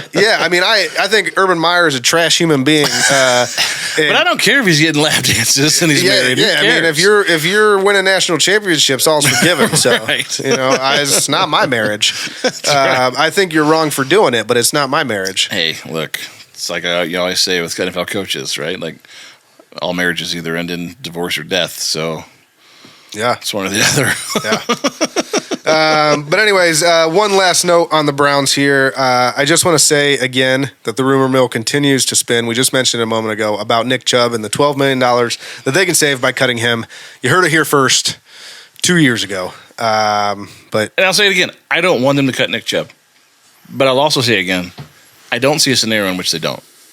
They've proven they can win games without a premier running back. The only way they will is if Nick Chubb takes less money, and all indications at this point are that Nick Chubb will not take less money. And he shouldn't take less money. No, he earned it. And he earned it more than Travis Benjamin ever earned it. And even if he did take less money, I'm still not confident that they would care. Yeah. I mean, let's say he said, I'll take less, I'll take half. Still $6 million they can invest somewhere else. Yeah. In a league that doesn't, I feel like that actually would be probably what would do it is they would tell him you have to take half, and I don't think he's willing to take half because he's going to get $12 million somewhere else. Sure. So well, the thing is for Nick Chubb too, if you're looking at the like a prospectus for running backs, like if I can make $12 million this year on my contract deal, that's probably the last time I'm making $12 million because none of these guys are getting deals like that anymore. It's just done. You're not getting paid that anywhere. No. So whether you get paid $12 million this year and you end up being the running back for the New Orleans Saints for half the season, but you get your $12 million and then next year you sign a deal that's worth 3 or 4. Okay, fine. But I got 12 this year. Yep. I mean, you're talking about 12. Is put you in like the generational wealth category, right? I'm sure Nick Chubb's made $30 million already in his career, but there's a big difference between 3, 4, and 12. Yeah. When you have the chance to make it, you got to make it. I need at least 3 times this money. Right. Boney, you want to weigh in on Nick Chubb? If the Browns get get rid of Nick Chubb, and I'm Nick Chubb, I'm signing with Cincinnati with Joe Burrow. Oh man, Joe Mixon would be so pissed. Well, if you're still getting your Joe money, Mixon, right? he's towards the end of his career. It's like you need to bring in somebody. Isn't he the same age as Nick Chubb? No, Mixon's been in the league. Mixon's older, but 4 or 5 years longer than Chubb. Yeah, Mixon's approaching the wrong side of 30 here. Fair. But he also doesn't have 2 surgically repaired knees. No, but one surgically repaired knee twice. Even with fresh, healthy knees, he's not as good as Nick Chubb. That's fair. Nobody is. Nobody is. Yeah. So just letting everybody know though that we reported it first. Yeah, it's a sad state of affairs, but I just don't see how. Every day, I dread that that's going to be the day I wake up and find out that Nick Chubb was cut. How that happens. Yep. Actually, I'm surprised here. Nick Chubb is older than Joe Mixon. Seriously? I tried to tell you guys. What the heck? I tried to tell you guys. Chubb is currently 28. Joe Mixon is 27. I thought Joe Mixon has been in the league for like 10 years. That's feels what it feels like like, doesn't it? Feels like it. I tried to tell you guys. Nobody listens to me. But that'll take us to the Super Bowl recap.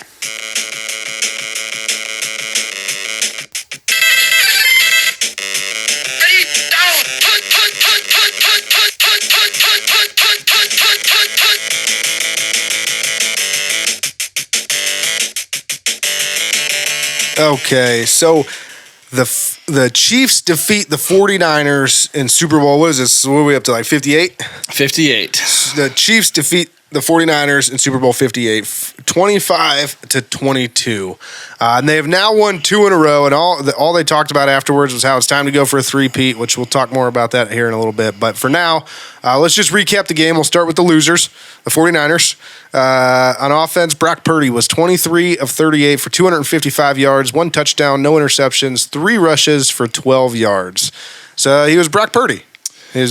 Yeah, I think Brock Purdy's got a lot of flack for this game just because they lost. But I think if you had that same stat line and they won, they'd be like, "Oh, Brock Purdy's so good." Yeah, I mean, I think he hit all the throws that were open for him to make. And look, I think overall he was their best player on offense. Yeah. I think he's in his second year. He went to the NFC Championship game in year 1 and the Super Bowl in year 2. Like his future's bright. I don't buy the game manager bullshit or any of that. I just think. Well, I don't even think there's anything wrong with winning. Is winning. When you're, even if you want to call him a game manager, if you're a game manager at that high of a level, to where you literally don't turn the ball over or put your team in a position to continually lose games, then who cares? I mean, here's my other thing. Like Brock Purdy was a part of the MVP conversation for like most of the year. Right, up until the very end. He threw 31 touchdowns this year. Up until people realized that Christian McCaffrey had better stats, but that's besides the point. He was like 3rd in the NFL in touchdowns. Yeah. So you can't call it a game manager. Right. So that's fair.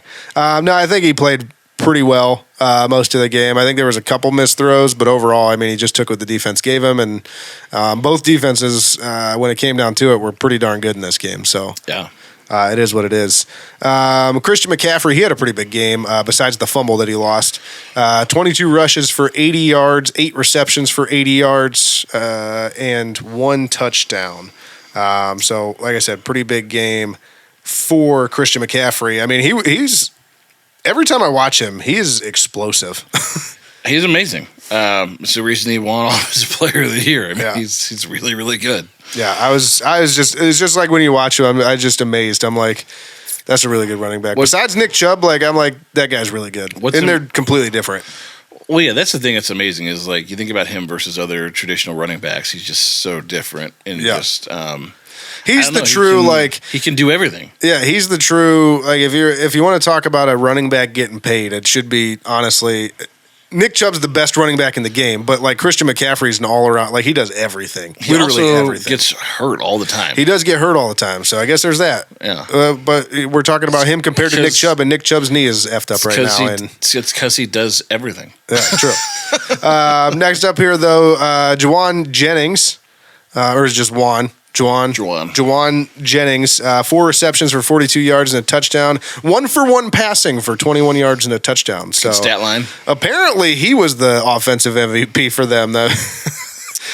2 touchdowns accounted for, and just who would have guessed that Juwan Jennings was going to have a breakout game like this? It just felt like I know none of these guys had like huge games receiving. Well, I guess McCaffrey had a pretty decent set, but like it just felt like every one of these passes that these guys caught, whether it was Ayuk or Jennings, like they just felt like they were huge moments in the game because the defenses were playing so tough that it was a struggle for both teams to move the ball. They really were. But like when one of these guys broke open and caught a 15-yard crosser, it was like, oh wow, like something's about to happen. And then it didn't. And then it didn't. Yeah.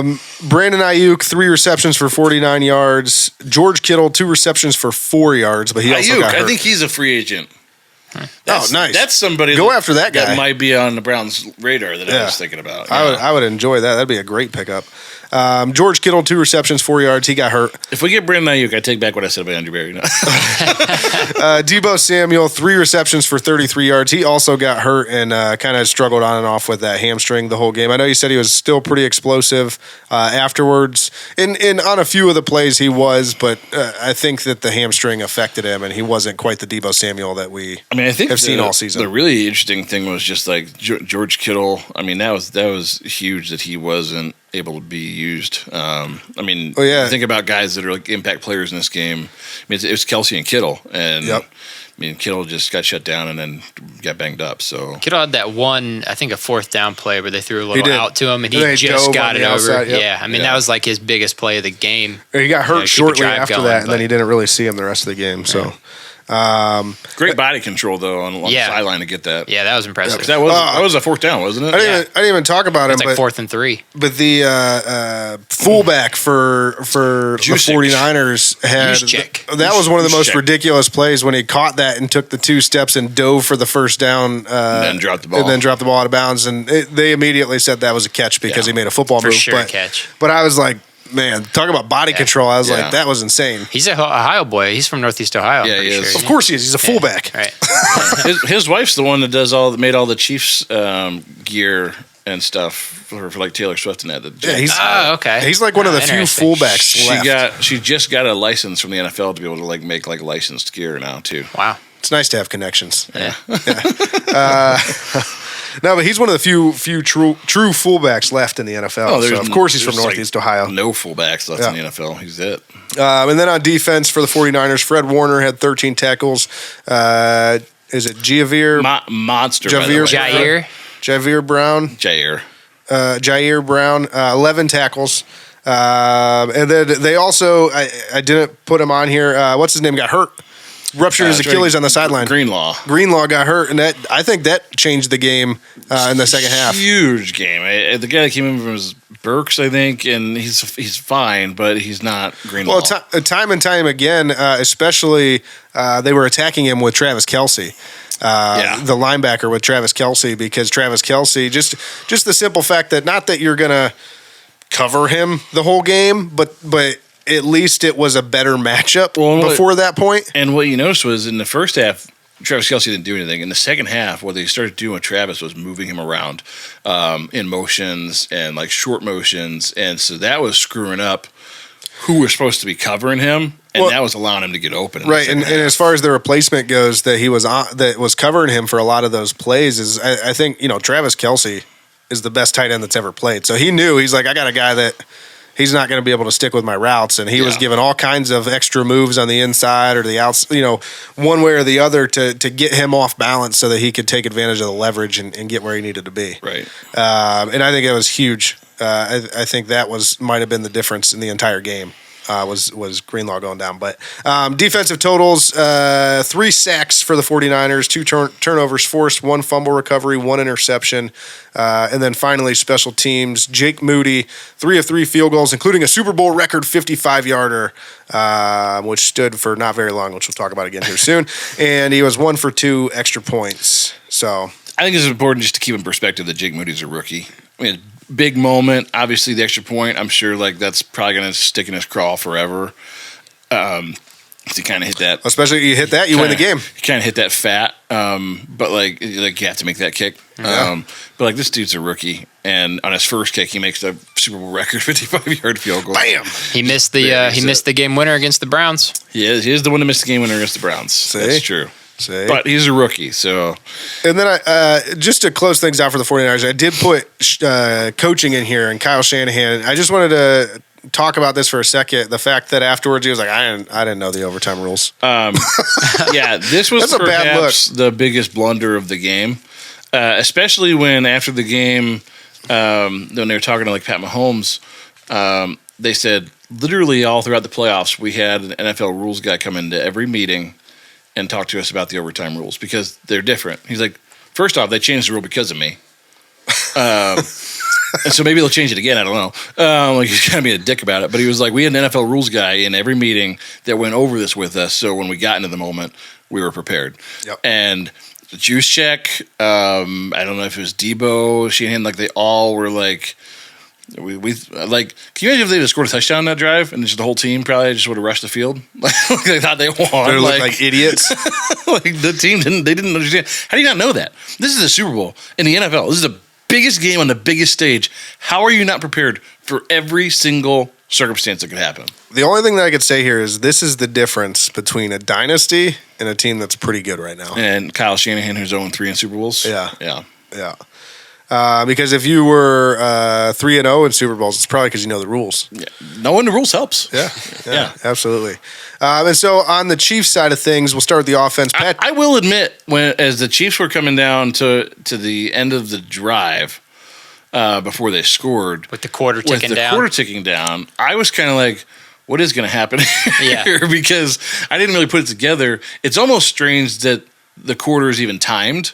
Sure. When you think about it, yeah. Like why don't it just make, or even just make like a half-hour quarter or something, like some crazy amount of time.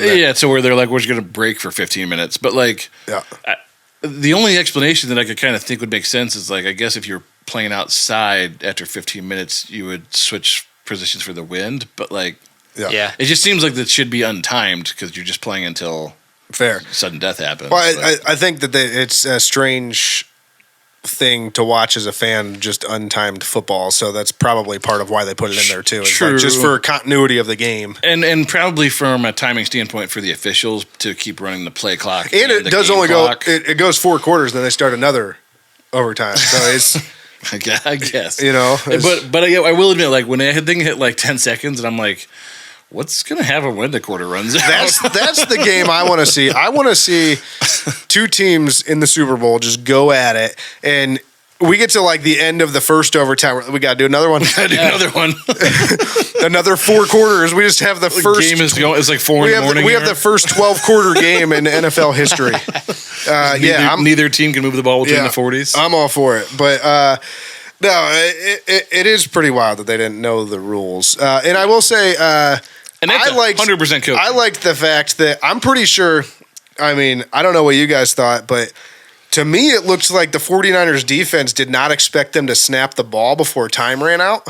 Probably once they realized that the rules were what they were. Yeah. And I think they thought that they were going to let the time run out, and they snapped it with like 3 seconds left. We're like, nope, we're going to score. You guys lose. I was surprised that they had snapped it. It was kind of like a quick It looked like the defense was standing still, honestly. It was a quick hitter and done. Yeah, so I just big blunders all around. Although Patrick Mahomes did say Mecole Hardman when he caught that ball, he didn't know that they had won.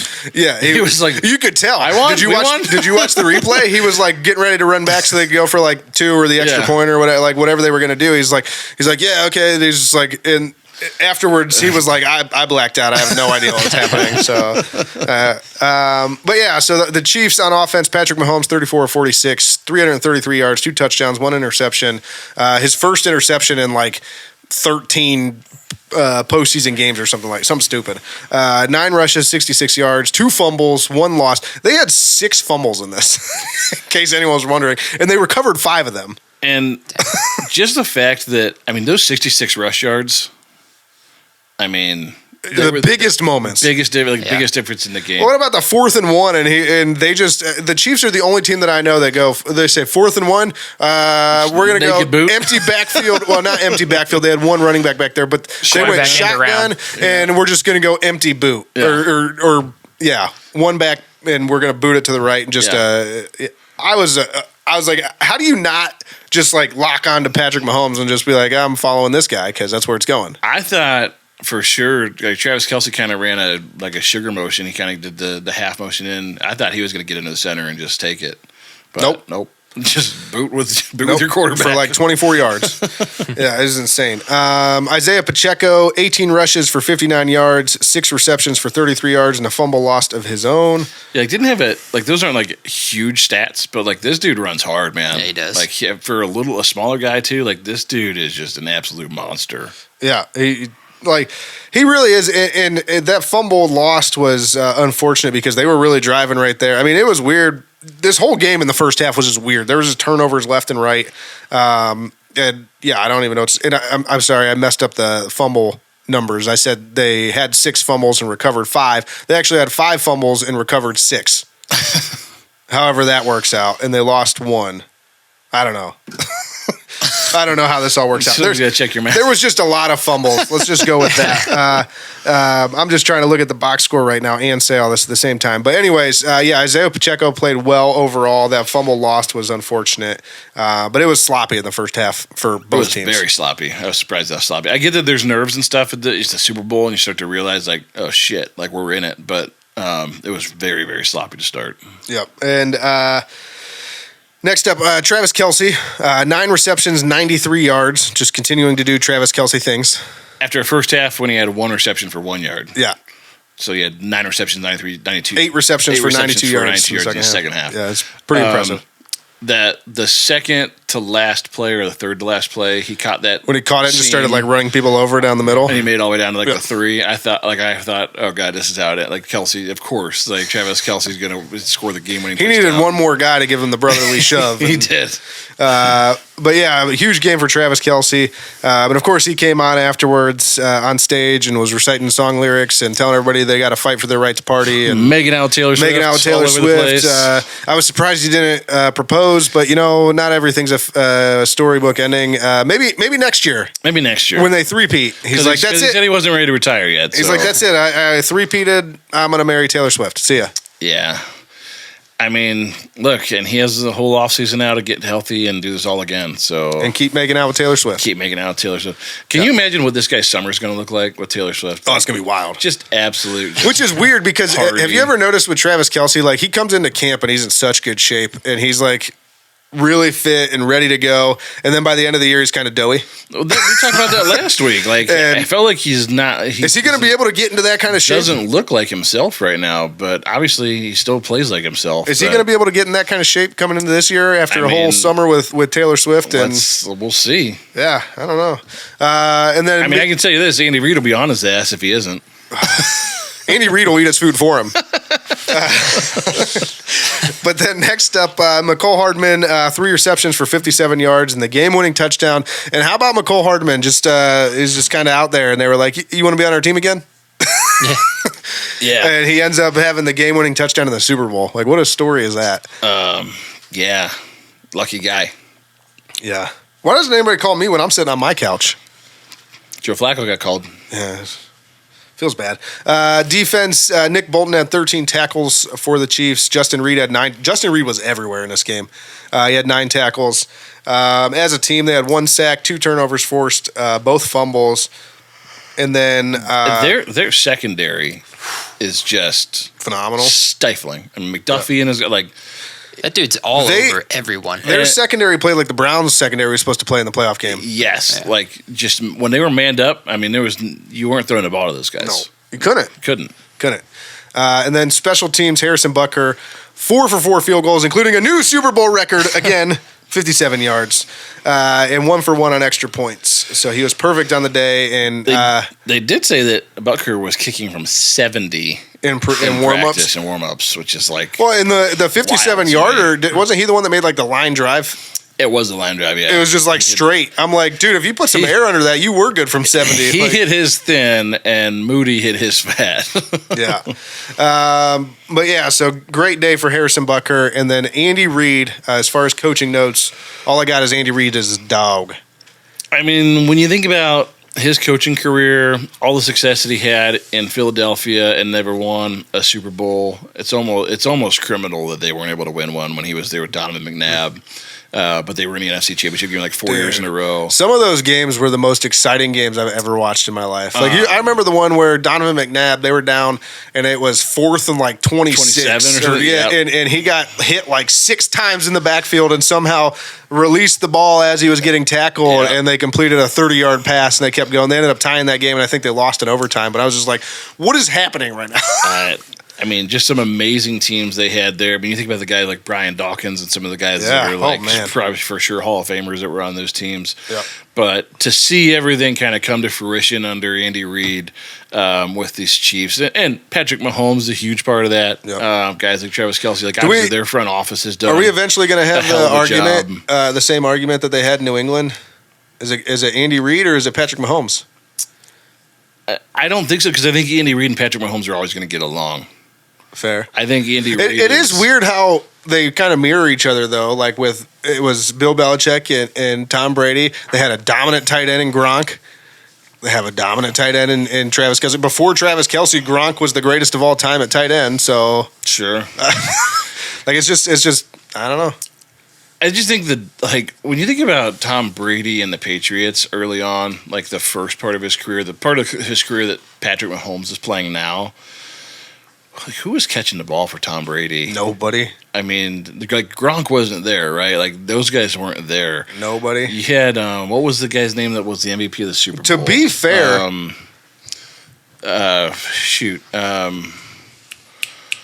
wide receiver won MVP of the Super Bowl the 1 year with Tom Brady. Branch. Yeah. Like he was probably like the best. Like until they got crazy and started spending money in free agency and brought guys like Randy Moss in, and they had Aaron Hernandez and Gronk at the same time. Like the first 7 years of Tom Brady, like he didn't have the talent that Patrick Mahomes has, even close to it. No. He had running backs, I guess. But I'll be honest, though, to be fair, well, I guess he did have Tyreek Hill, so never mind. I was going to say Patrick Mahomes hasn't had any real big-name wide receivers, but Tyreek Hill is one. So, Tyreek Hill. He has Travis Kelce. Well, I'm not counting tight ends. I'm just saying, like, actual receivers. But I mean, Travis Kelce, for all intents and purposes, is a receiver. So I guess you're right. And they've had decent up until like this year. They've had pretty big name backs in that backfield too. You can't go from Jamal Charles to Kareem Hunt. Kareem Hunt was the last one though. There's a stretch here now that they've been on for the last few years that they signed like either a rookie or like a no name running back in free agency. I can't remember the names of the guys that were there, but there was a couple that were in between there that were pretty good running backs. But anyway, I just think like the talent differential for Patrick Mahomes was solidly in his favor. Not to say that he hasn't deserved to be where he's at. He's a tremendous player. Obviously, he's the best at his position in the game right now.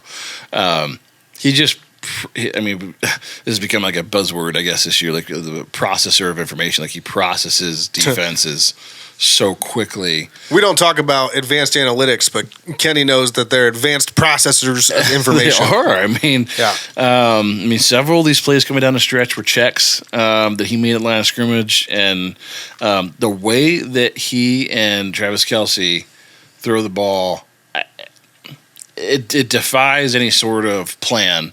I remember just watching in the pregame, there was like Travis Kelce was supposed to run a flag in the end zone and kind of ran a seam. And he's just like, after the play, they're like, yeah, Travis does what he wants. Like he finds the open space and I throw it to him. It's like, I don't know how do you even coach that? If you're Andy Reid, like how do you coach that? But you can't stop have those players spend lots and lots of hours practicing. You can't stop it because it's effective. Like they're just going to do what they do. So yeah, I agree. My favorite player of the whole Super Bowl, Patrick Mahomes hopping up in the air and just getting power bombed.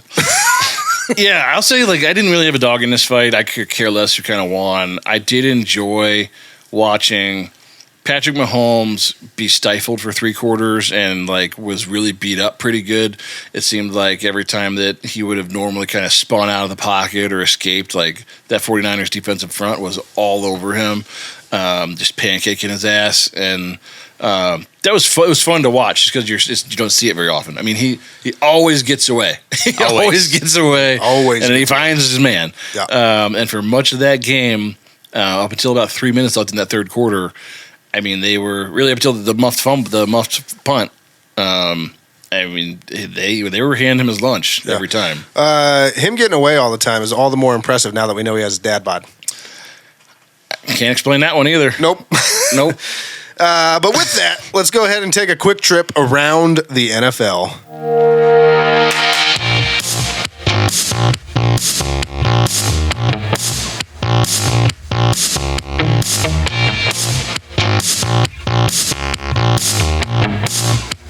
Okay, so you didn't think we could talk about the Super Bowl without talking about the Super Bowl halftime show, right? So it was Usher, obviously, right? We had an over/under for how long before he loses his shirt, and all I'll say is I think it took far too long for him to lose his shirt. And he was shirtless far too short. Yeah, he was only shirtless for what, like 30 seconds? Yeah, I was very. And the only reason he got shirtless is because he had to make a wardrobe change into his skates. I think he had like 3 or 4 wardrobe changes. Second wardrobe was but I mean, better. He started with like all his white garb that he came out, and then he kind of dropped. He just kept dropping layers. Yeah, and then he got down to his what do you want to call his white shirt or whatever, and his naked body. Yeah, and then he took that off, shirtless for like, I don't know, 30 seconds, then ran back and changed again into his blue abs and skates. His Tron. Yeah. It was like Tron. His Tron suit. What'd you guys think overall? So, like, before we get into any of the special guests and everything, what'd you think of the performance or should we do special guests first and then ask you what you thought? Let's just do the whole thing and we'll just have a discussion about it. Look, I love Usher. It brought me back to being in like middle school, high school. Just like the songs, it was tremendous. I was confused. I'll admit at first because it seemed like I was like, "There's no stage." He was kind of like moonwalking on the field. The sound quality was terrible. The sound quality was bad. It was not great for the Super Bowl. I was like, "This is a huge miss." But it got better with Alicia Keys and on like a standard mic. It got way better when she started singing. Yeah. I don't know what was going on during the first half. It was like Cirque du Soleil. They were just like launching people through the air. I think the one guy is like still in the air. There was just floating away. It was just like absolute madness. And then Can you cut him out and just like put him floating across our screen? And then they finally like hit the stage, and I was like, okay, now this feels like a halftime show. Yeah. And then like the guests started showing up, and you were like, oh yeah. So I'll name some. So Jermaine Dupri came out looking like CeeLo Green, dude. It's funny that you wrote that because I didn't know who it was, and I was like, "Is that CeeLo Green?" Dude, it's same. Everybody at my parents' house. It wasn't CeeLo. It was Jermaine Dupri. In case anyone was wondering, I was so confused. I was like, "Why is CeeLo here?" Then we had Alicia Keys, like you mentioned, Bone, looking phenomenal, by the way. She just had a baby too, didn't she? Didn't she just have a baby like a few months ago? I have no idea, but she looked great. I'll be honest. My wife told me that. I don't know these things, but I'm pretty sure she just had a baby recently. She looked phenomenal. And then Lil Jon came out.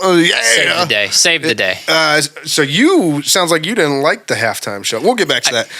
Ludacris came out after that, and I think that was the moment that all of us millennials were like, hell yes. Yeah. That's exactly what happened. Yeah. Like by that time, I was like, now it's a party. I was like, it's because like I didn't recognize the CeeLo Green guy, but I was like, you always know Ludacris. What millennial doesn't know the rap from with Ludacris? Like that's what he came out and he said, you're like, my picky like it over 300,000. I was a little disappointed they didn't like take that, rewind it back, Lil Jon. They didn't do that part. Missed that whole part. Yeah. That's like a fair part of the song. Yeah, we had to keep it PG. We've been in trouble a lot at the Super Bowl. I will say this. I thought, to that point, that the NFL has to be ecstatic about this halftime show because it was fun. It was Usher, family friendly. It was for the most. I mean, Usher does some gyrating, but like it wasn't overtly. I think sexual. The only like overtly sexual line was when Ludacris said something about milking the cow. but it's like Ludacris, right? So it's like you can't even be mad at Ludacris. But it's like I think as far as like family friendly entertainment, nothing weird happened. Like this had to be one of the NFL's like most prized halftime shows because it was just good entertainment. Mostly wholesome, a little bit on the line with Usher dancing and stuff, shirtless, like just enough sensuality to like appease the adults, but like not enough for people that were like are gonna be talking about it like, oh, that was disgusting. Yeah, I'd agree with that. I think overall it was a good halftime show. And how about Luda coming out with a full fro like back in the day? Like we all know and love Luda. Yeah, it was pretty wild, man. But no, I enjoyed this one. Like I said, Usher was on skates. That was wild. I mean, think about like, when's the last time you were on actual roller skates? I don't know. In 1995. It's like a lost art. Yeah, he was good. When he came out, great. I was like, this takes me back to late '90s, early 2000s, like Bow Wow and roll bounce. Like that's what it felt like. It's one of those skills. Like if you have it, you have to show it off at some point. Like what better stage than the Super Bowl? Like, by the way, guys, I could skate like this. Yeah. Losing control. So I think we're all in agreement, though. Besides Bone, it sounded like he's a little disappointed because he said that he said Lil Jon saved the day. No, I thought he did. I mean, what he did was incredible. The singing, the dancing, the skating, all the choreography, and he did it for like 10 minutes straight. You know, everybody else was kind of jumping in different parts, but he was there the whole time. Yeah, I'm biased because I despise R&B music. It's my least favorite genre. Fair. So that's all I did for the first. My wife loved it. Most people at my parents' house where we watched it enjoyed it, and if you liked R&B music, then you probably liked the beginning. But then when Lil Jon, came out, I loved that song. Up a little bit. Yeah, I got you. So I enjoyed Alicia Keys. I thought her performance was really good. And then, with the skates and then Lil Jon and Luda coming out I love that. Yeah, loved it. And to your point, Alicia Keys is a beautiful woman. Absolutely. She's like, she doesn't wear like heavy makeup or anything. Like she's just very natural and pretty looking. She's very pretty, and she can play the shit out of that piano, man. Oh yeah! Every time she plays the piano, I'm like, yes. Like I'm not a person that gets super like I feel the music, but when she plays piano, I'm oh yeah, she turns it on. Yeah. So overall, I thought it was great halftime show. I wish they would have more halftime shows like that. Yeah, it was good. It was good. I mean, the halftime shows feels like in the last couple of years have been better, all pretty good. Better.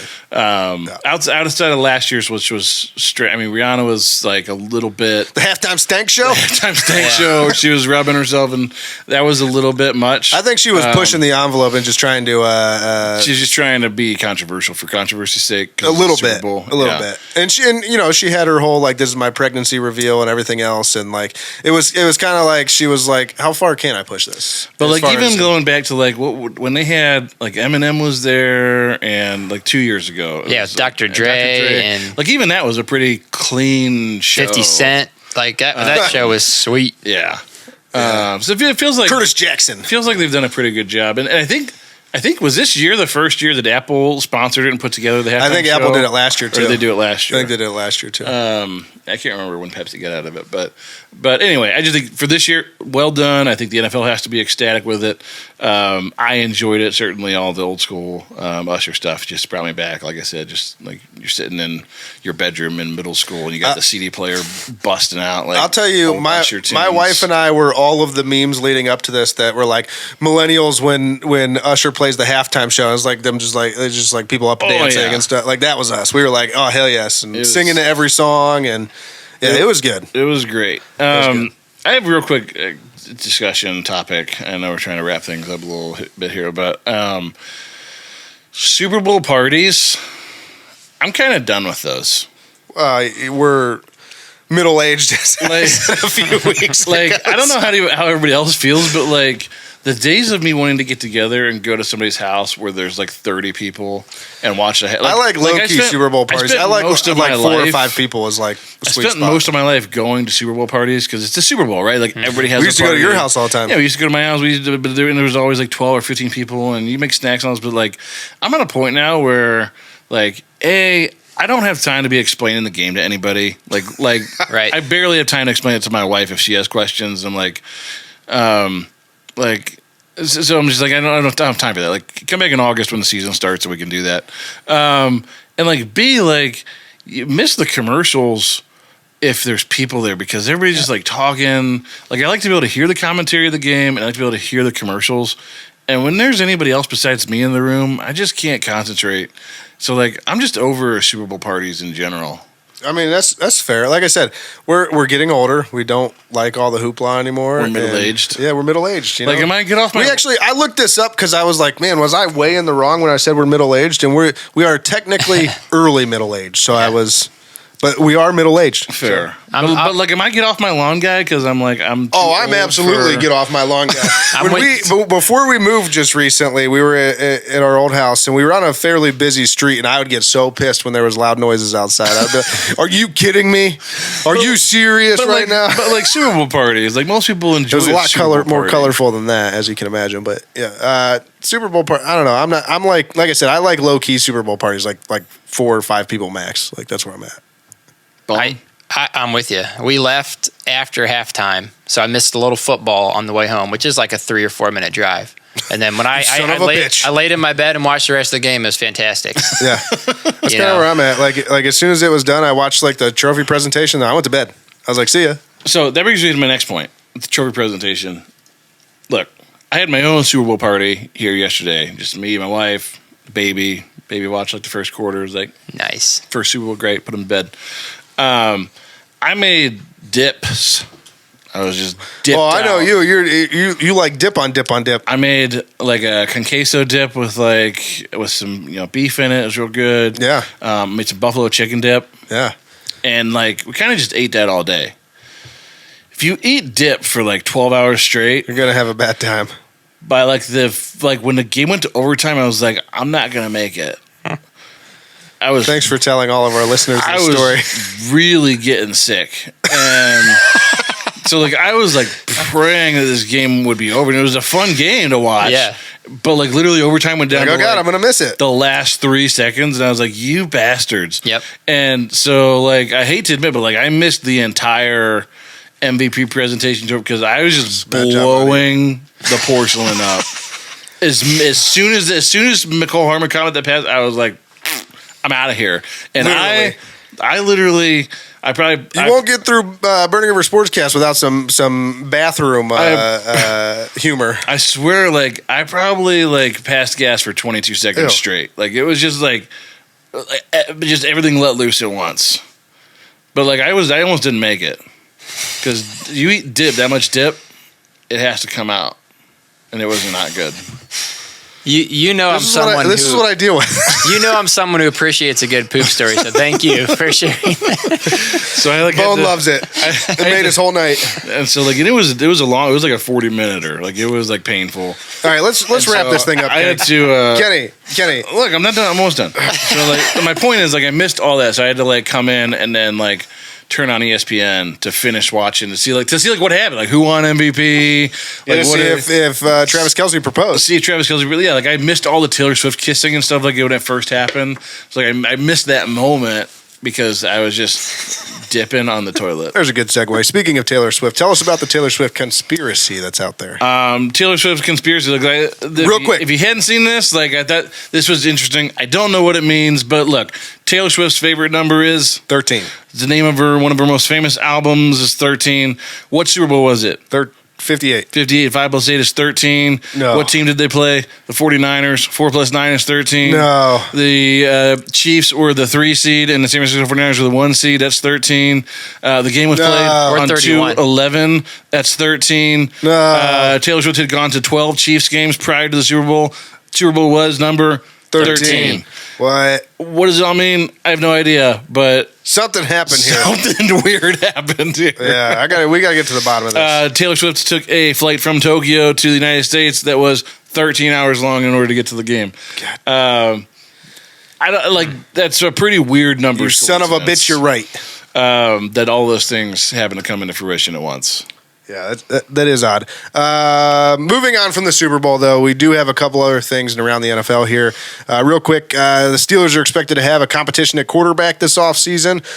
Some names that they're talking about bringing in: Russell Wilson, Ryan Tannehill, and then obviously they will compete with Kenny Pickett, which isn't a hard task for the starting quarterback position. Basically, I'll tell you right now, Kenny Pickett's going to be the backup in Pittsburgh next year. Oh, yeah, which feels so good because everybody talked him up like he was the second coming. He may even get cut. Mason Rudolph may I hope to God he gets cut because I can't stand all the... For 2 years now, that's all these Pittsburgh fans have talked about is how Kenny Pickett's the man and Tommy Two Gloves needs to take a seat. What I will say is this Steelers team without a quarterback was competitive this year. They made the playoffs. Yeah. It's true this year. I don't know how they did it, but going forward, I like our chances. Well, what I'm saying is like if they get a good quarterback on that team, Don't just, again, the offseason just started. God, I hate you. I mean, I feel like even with like Ryan Tannehill, that's a huge upgrade over where they were. You're literally the worst friend to have as a Browns fan. I'm just saying, like like we all expected that by the time the Browns got good, the Steelers would be in this like transitional hell, and they're not there, man. It's because they're a great organization. As much as I hate the Steelers, and they're like, great. We know how to navigate this stuff. Just don't worry. Give us a year. We'll be back. They are good. And by the way, in our rebuild year, we're going to make the playoffs. I mean, heaven forbid they make a move and get like a Drake May. Just shut your mouth. I hope they get the kid from LSU, or are you talking USC? I hope kid from LSU. Caleb Williams is going like top of the draft. They don't have a chance. I don't have any. I think he's going to be a bust. I already said that once. Yeah, I don't have any faith in Caleb Williams at all. Speaking of which, who was it? Merrill Hodges. Merrill Hodges came out and lit him up. He was like, he's not special at all. Nothing special about him. Yeah. Oh man, I was like, thank you. I'm not the only one that thinks he's gonna be bust. Anyways, finally. And around the NFL, Mike Zimmer may not be the DC in Dallas after all. Can you give us a quick synopsis on what happened here? It's pretty wild. Mike Zimmer is reported to be the DC in Dallas to fill that opening there. Literally all this then broke down on Sunday morning before the Super Bowl on ESPN. Schefter was on, again, breaking the news that Mike Zimmer was going to be the DC in Dallas, but mentioned that Rex Ryan, who was a panel member on the morning show yesterday or on Sunday, and said it was really surprising to me because what he heard from Jerry Jones and company was like they were super impressed with Rex. They were like, apparently the words he used was like Jerry Jones was ready to run through a wall like to get Rex Ryan. But apparently they were hiring Mike Zimmer, and this was that. And Rex Ryan kind of made a comment like, I'm not sure that that's a done deal. So apparently, media firestorm. Long story short, they had reached out to Rex Ryan, the Dallas Cowboys brain trust, literally like seconds before that segment shot or during the segment, like via text, and kind of asked like, hey, is it still possible we can get a deal done? So long story short, until Mike Zimmer puts pen to paper in Dallas, Rex Ryan maybe is still in play. Rex Ryan might be back. We don't know who the DC in Dallas is going to be. Nice. So that'll conclude our trip around the NFL. Let's go ahead and take a quick revenue break and get back here and talk to our special guest of the episode. Topaz Distillery, an award-winning craft distillery located in Akron, Ohio. Topaz Distillery focuses on high-quality spirits carefully made in small batches. Topaz lineup includes an ultra-smooth, award-winning premium vodka, a small batch silver rum made from the highest grade molasses, an American craft gin made with 9 botanicals, and a blended straight bourbon made from corn and rye. Topaz Distillery, now available locally and in 46 states. Visit topaz-distillery.com to place your order online or find an OHLQ retailer near you. Topaz Distillery, handcrafted, award-winning, small batch, local, and family owned. All Cleveland Coffee. All Cleveland Coffee is a coffee company that launched earlier this year in Cleveland, as the name would suggest. Founded by Browns legend and Hall of Famer Joe Thomas and 6-time heavyweight champion of the world in the UFC, Stipe Miocic, along with a team of several other brilliant Clevelanders. All Cleveland Coffee is on a mission to give 1 million meals back to the community through an official partnership with the Greater Cleveland Food Bank. How will they do this, you ask? Well, with every bag of beans purchased, 3 meals get donated to the food bank. It's such an awesome idea. A bunch of great individuals were involved, and the result is the best coffee in Cleveland, bar none. It comes in 3 roasts, light, medium, and dark. The dark is what Joe Thomas enjoys every day. I myself and my co-host here, Kenny, are medium roast guys. All Cleveland Coffee. Visit all-cleveland.com today to order your coffee and donate a few meals in the process. All Cleveland Coffee. Ethically sourced, premium roasted, and 3 meals donated for every bag purchased. All right, Kenny, I've got another Browns backers guest whose chapter recently won a major... Okay, it's kind of a major award, but not really a major award. They won a major competition. They won a major competition. Which gave them a major award. Yeah, so you want to talk to him? Fragile. Yes. Something that we started doing this year is our Browns backers interview series. What we wanted to do is highlight Browns backers from around the country. I want to do this for several reasons. Obviously, there's Browns fans everywhere. They root for the Browns, rain or shine, no matter what's going on, what's happening with the team. They show up and they support. But we also wanted to highlight what most people may not know about the Browns backers, and that's the fact that they do a lot of good work around their respective communities through charity and community service. And so with that, let's go ahead and get into the next interview in our series. The last interview in our series for season 2. Yeah.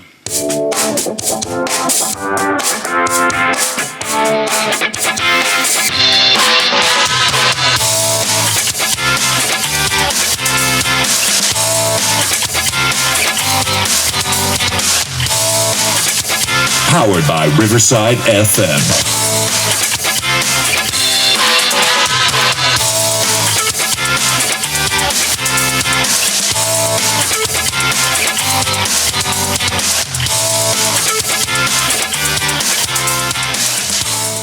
All right, so this week for our Browns Backers interview series, we get to talk with Kristen and Dave from the Browns Backers of Pinellas. Kristen and Dave, thanks for joining us. How are you today?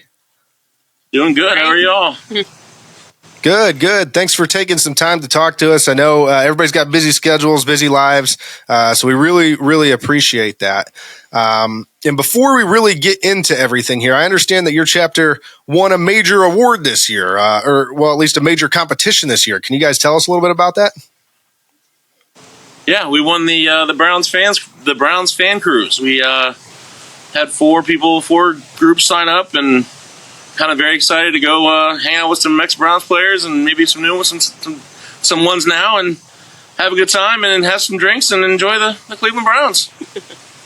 Absolutely. And I know there's going to be quite a few fans there, 16 alumni. It's going to be a really good time. And I know you guys got a lot of good perks that came along with winning that. So congratulations. That's awesome. And yours truly, we're going to be there for sure. That's the best part of the fan cruise. Yeah. I know that you guys, that's why you guys bought tickets, was because you really wanted to see the Burning River Sportscast. Clearly. Absolutely. And so can you guys, real quick, can you guys tell us a little bit about your chapter? That's you. Sure. Our chapter started here in Clearwater, Florida in 1993. We've been through a lot of venue changes and locations, but currently we're located at Quaker Steak and Lube in Clearwater. We've been there for about 13 years now, and they've been a great host to us. We have currently around 400 members that are signed up with us locally. I think a little less than that on the portal, though.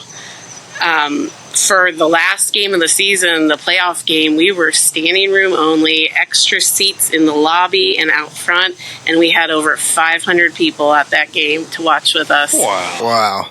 Yeah, it was insane. Amazing. That's a major party. And so was it kind of like that? I mean, maybe not 500, but was it kind of like that all season long? Was turnout really good this year? Yeah, we had some great turnouts. A little lull, probably middle of the season, where we would drop down to about 200 a game, but most of the season we were around 300 every game. Wow, that's amazing. When you say you dropped down to 200, I know that the Browns backers are strong, but there's a lot of Browns backers groups out there that are like, man, I wish we could see 200 members. Yeah, absolutely. So does Quakers, do they put aside? Do they have a banquet center that they put you in, or do you just kind of take over the whole bar there? So we have one dedicated room to us, and that one holds probably about 120 or so. 150. 150 maybe. But they open up, we can have the entire place and a patio if we need it. So we usually move over to a second room right across the hall from ours, or I guess across the lobby. It's a pretty open concept. If we were moving further into the playoffs, he was going to get tents for the parking lot and just totally open it up for us. Wow. Yeah. Nice. I'm sure they're happy to do all that with 300 fans coming in. For sure. They love partners. Us. And so with 300 and some upper 300 members that you guys have, do you have like a board that handles a lot of this stuff? I know, Kristen, you're the president, correct? So do you have a group of people that help you out? Yeah, we have Dave is our vice president. Not this Dave, a different Dave. A Dave that'll actually be on the cruise. Yeah, he'll be on the cruise with us. Oh, nice. We got so many Daves. Yeah, way too many Daves. Yeah, easy. Dave Ward is that Dave. He has been on the board and a member of the club since 1993. he'll be on the cruise with us as well. We have Eddie, who serves kind of as a vice president / treasurer. He kind of, I guess we all kind of blend together. We have Annette, our treasurer. We have, who am I missing? Oh, Larry. Larry is great. He's been a great new addition to our board. He helps out with everything up front. And then we have kind of some mainstays. We have our keeper of the pound and chief entertainment officer, Judy. We have an MC that does every game, John. And we have Rick, our music guy, every game. And then we have Dave here helping. I do the manual with labor. Everything. I get to carry everything. You have the best job. Then I get to hear all about it every time that something goes wrong. I get to deal with that. Nice. Very nice. So, Kristen and Dave, are either of you or both of you from the Northeast Ohio area, or are you both lifelong Floridians? She's from Canton. Yeah, born and raised in Canton, moved here after college. And I'm born and raised St. Pete, Florida. Was actually a Bucks fan per se, till I met her, and now I've become a Browns fan because I go to every single game every single Sunday. We've converted you. So you're married in. Yeah. It's the best question every week is, where are you from in Ohio? I said, I'm from St. Pete, Florida. Wife's the president of the club. It's pretty simple. Listen, let's be honest, though. Watching the Browns is a lot more fun. Whether it's good or bad, it's a lot more fun than watching the Bucks. When we had Brady, it wasn't, but it is now. See, that's the one thing we got to get rid of here is you're still saying we when you're talking about the Bucks. It's not a we. You're a Browns fan. You're a Browns fan now. When the Bucks had Brady, it was a little more fun to watch them. No, it's go ahead. Loudest and most outspoken Browns games at It's true. I go all in. It's the true story. I've gotten into it. It's actually a lot of fun. I got the heartache.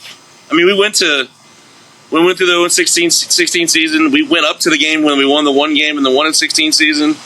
So I've been through the, I guess, down grind, but not for very long. So to me, it's just a lot of fun.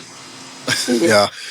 Yeah, it does. I guess get up to year like 10, 11, 12, 13, 14 plus. It starts to wear on you a little bit. But, you came in at a good time because, 2 in the last 3 years? Or is it 2 in the last 3? 4. 2 in the last 4. And, if you're saying about that time, you're feeling pretty good. We make the playoffs like what? I don't know. 30% of the time that you've been watching us. So that's pretty good. We've been married 7 years, so that's how long I've been watching them. So first couple years were terrible, then it's kind of gotten a lot better. So, I mean, it's great. Nice. There you go. Nice. And so, with your guys' chapter down there in Florida, are you guys involved with any community service or charity work? Oh yeah. Yeah, that's the biggest part of our club. I like to think that's what I take near and dear to heart. We work with a lot of charities. Our mainstay for the last few years has been a special needs school here in Pinellas County called Nina Harris. We've provided them with a whole sensory room, sensory garden, tablets for all the kids that can't communicate. We've done so much work with them. We also have done a lot of work with our local dog pound, with our Dogs Helping Dogs charity. We've done school supply drives just for our general public schools in the area. What else have we done? Wildlife rescue and rehab. That's been our second biggest charity. It's a local wildlife rescue where he takes exotic animals in and rehabs them, from people that have tried to keep them as pets, I guess. And he has a whole kind of zoo at his property, and we've done a lot of fundraising and helped him out a lot. Yeah. He brings a big lion. Worked with the Smart Ride. It's a bike ride for AIDS awareness, HIV. We've done a lot with them. My gosh, I'm just losing it. We've sponsored. We do know that we donate for Thanksgiving. We do food drive, like canned food, box food every year that we donate to the Society St. Vincent de Paul, which is a kind of a hunger shelter down here. For that every year, we've done over 200 pounds of food every year, pretty much. I know that because I get to carry. We do angel tree for Christmas every year for a local school, typically our Nina Harris school. Just because they're very less fortunate, and they're a public school, but they need a lot more than public school funding, unfortunately. And of course, we give to the Browns Foundation, and we've sponsored a local softball team and now a cross country team as well in the area. Wow. Nice. So a lot of great things you guys are involved with, and it's very, very diverse. Yeah, a little bit of everything. Obviously, you work with a lot of different charities. How do you go about deciding on which ones to work with? That's kind of been, how have we just kind of fallen in? It's been usually one of us, like 9 Harris School we work with the most. A friend of ours worked there and was telling us about it one time, and it was right after we had lost our former charity, and it just kind of made sense. It sounded like something, and we brought it to our board. The wildlife rescue, same thing. It was a friend of an officer, or I guess it wasn't even a friend. He ran into the guy and just started a conversation. And that was when we were transitioning from another charity as well. And then all the food drives and stuff like that, that's just kind of natural for the time of year. We have a big group of people who collect food or collect Christmas gifts. Yeah, Angel Tree, same thing, just to, give the kids a little something that they may not get at home or quite as much, just something extra. Yeah, we try to everything towards children. Just because tremendous work, I'm sure is appreciated down there. Yeah, and I mean, this is one of the reasons why we started this interview series is to everybody knows, at least Browns fans all know about the Browns backers and know that they're everywhere. But what they don't tend to know as well is what kind of charity work and community service you guys are involved with. And this is a great example of it. I mean, every single chapter that we've talked to this year is doing some sort of charity work or community service to really help the communities in which they live. So, I mean, frankly, we've been blown away. I mean, just by the amount of different charities and groups that, the Browns backers have helped, we've kind of followed the Browns all across the country during this season and heard from all these different chapters. So it's just really amazing the work that, you guys do, and, certainly appreciated. Absolutely. Absolutely. We actually love doing it. It's seeing some of the stuff with those kids we deal with. We did a couple of the Christmas trees and the angel trees, and we went there when they unwrapped the presents, and just the smiles on their faces because they're very less fortunate. It's amazing. It's absolutely amazing. Yeah, it makes it all the hard work that you put in. It makes it a lot easier. I'll tell you that much. And the really cool thing is, like, this all just comes from just the Brown, like being Browns fans, right? Yep. I mean, it's just this community of people that get together that want to have like-minded individuals that get together, want to watch the Browns, and just this amazing good comes out of it. Yep. Yeah. And so, go ahead, Kristen. We had one of our wildlife rescue charity. When he first met him, we presented a check. He's like, "Wait, so you're just people that get together and watch football and raise money?" And we're like, "That pretty much sums it up." That's what we do. And no, kind of speaking of that, is there any upcoming events that you're hosting or looking forward to this off season? So our favorite part of the off season is our postseason party. And it's really just straight up a Browns party. We host everybody. Every member pays a small fee for a nice, great dinner. Yeah, catered meal and open bar and raffles. And we do more fundraising, of course, during that time.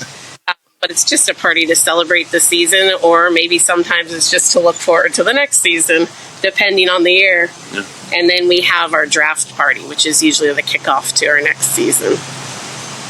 Yeah, it's been a little bit down though these last couple of years though, huh? With the Browns not having a first round pick, it's not as exciting. So we've done the second round party, which kind of works out better because then it's on a Friday at least. Exactly. Yeah. There you go. Yep. No, and kind of speaking of the Browns, I mean, I know we've gotten into, we've talked about, you summed it up with, you guys get together and watch football and raise money. And so speaking of the team that we all love to watch and we hope will eventually bring it all home one year, how did you guys think the season went this year for the Cleveland Browns?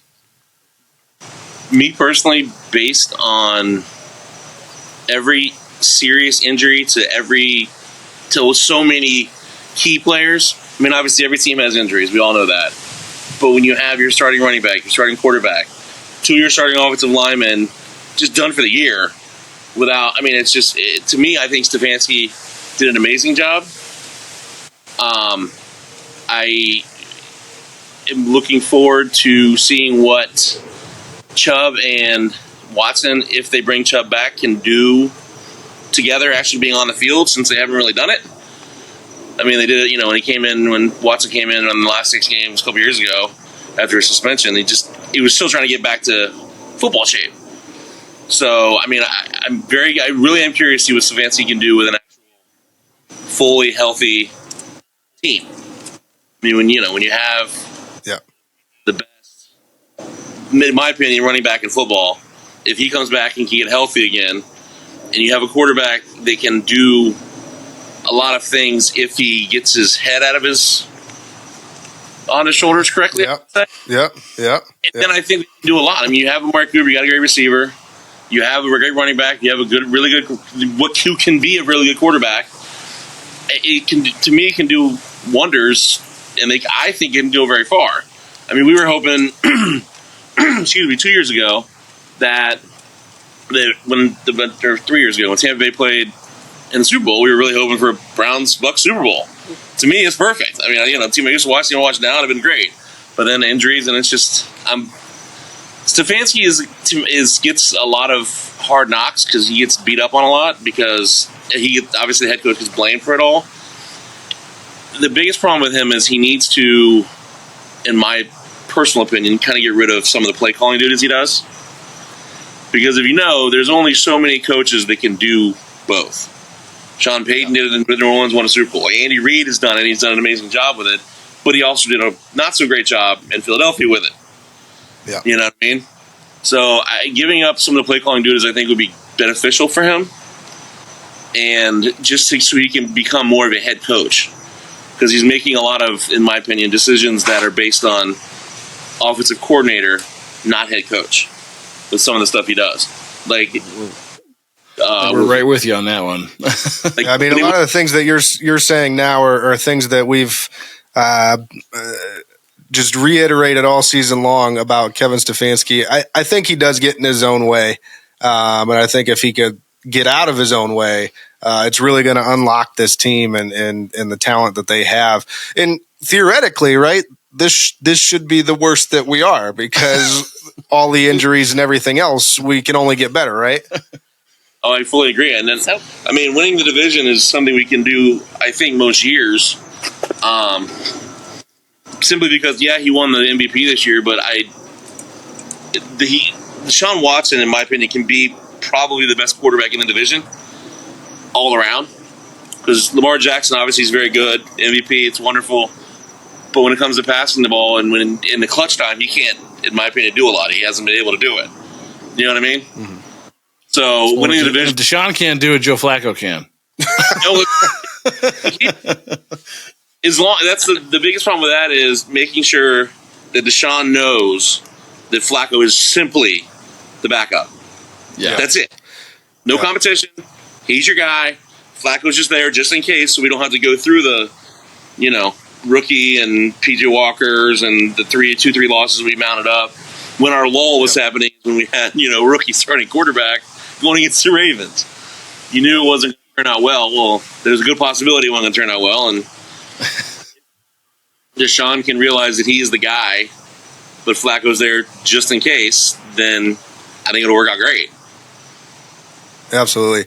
And so with that, I guess, and kind of looking to the future in this offseason and everything else, is there any I know you said probably Kevin Stefanski getting out of his own way is an area that needs addressed. But do you predict any major surprises or big moves for the franchise in the offseason? The only one that I would say, which I would hate if they did, was the cutting of Nick Chubb, which I've read a few times is on people's minds because they would save a bunch of money. But he's still very, very young. Not very, very young, but he's still under 30. And he's still, again, in my opinion, the best running back in football. And that would be, to me, the only big surprise. I mean, if they wanted to bring in, say Mike Evans or a receiver to give, well, since they traded away Peoples-Jones, which really surprised me, they need a number two receiver. They don't have that. Yeah, to be fair, Donovan Peoples-Jones went to, was it Detroit, and recorded like 4 catches the rest of the season. So, oh no, agree. I mean, Yeah. I'm not saying greatest number 2 guy, but at least he was a number 2. True. Elijah Moore's fine. Goodwin is okay for a deep ball once in a while, but neither of them are going to go across the middle. They're not going to make the catches that need to be made for first downs and such. I think we're in total agreement about a number 2 receiver. You got to have another threat out there to keep everybody honest. And you mentioned Nick Chubb and them possibly cutting Nick Chubb. The funny thing about that is when we first started our show almost 2 years ago, on it was either our first or second episode, we said, not this season, not this coming season, but the following season might be Nick Chubb's last, which would be this season. And we've been talking about it ever since, just because the way the salary cap works and everything else, and the league doesn't want to pay running backs. So we like to think we were the first to report on it, but now it's big news. Now it's big news, yeah. I mean, we don't have 3.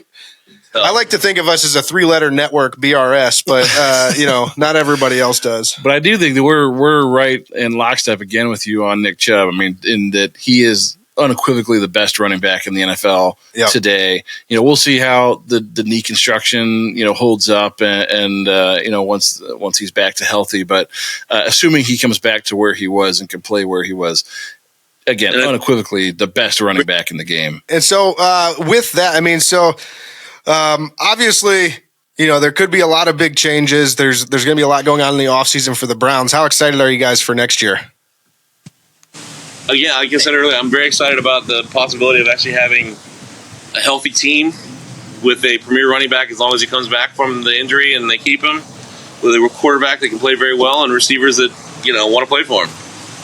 Again, Stefanski can have his own way and maybe not being a full-time play caller. And it's, to me, if the defense can, for the most part, stay intact, I could see big things. Obviously, that might be a pipe dream, but they have the talent, if you will, to do some really good things. Yeah. If everybody stays healthy, but of course that's a big if for everybody in the world. Kristen, are you excited? I'm very excited, but I try to keep those expectations, See, I'm new. I'm all about expectations. You gotta win with lower expectations, and then like this year, very pleasantly surprised, and I hope it next year even better. I'm trying to keep my excitement, very mediocre. That's a good outlook as a Browns fan, because the off season is long and there's a lot of crazy things that could happen. The moment you get excited, that's when things usually go wrong. When they go bad. One last football question for you guys. Obviously, the Super Bowl happened over the weekend. So, what did you guys think about the Super Bowl? Did you enjoy it? Even down to like the halftime show. Like, what was your guys' favorite parts of the Super Bowl? Good.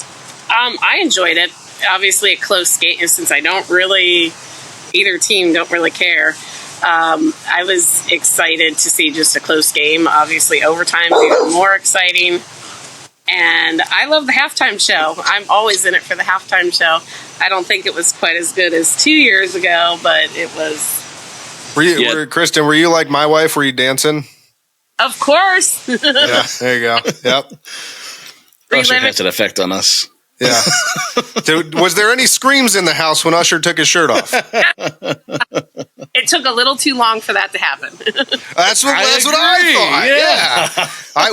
We had an over-under last week on when he was going to lose his shirt, and we said he might start shirtless, and that would be the most enjoyable, but he did not. So. Very true. He looked good on roller skates, though. Yeah, that was odd. Yeah. But, Dave, what'd you think of everything? I thought it was very cool.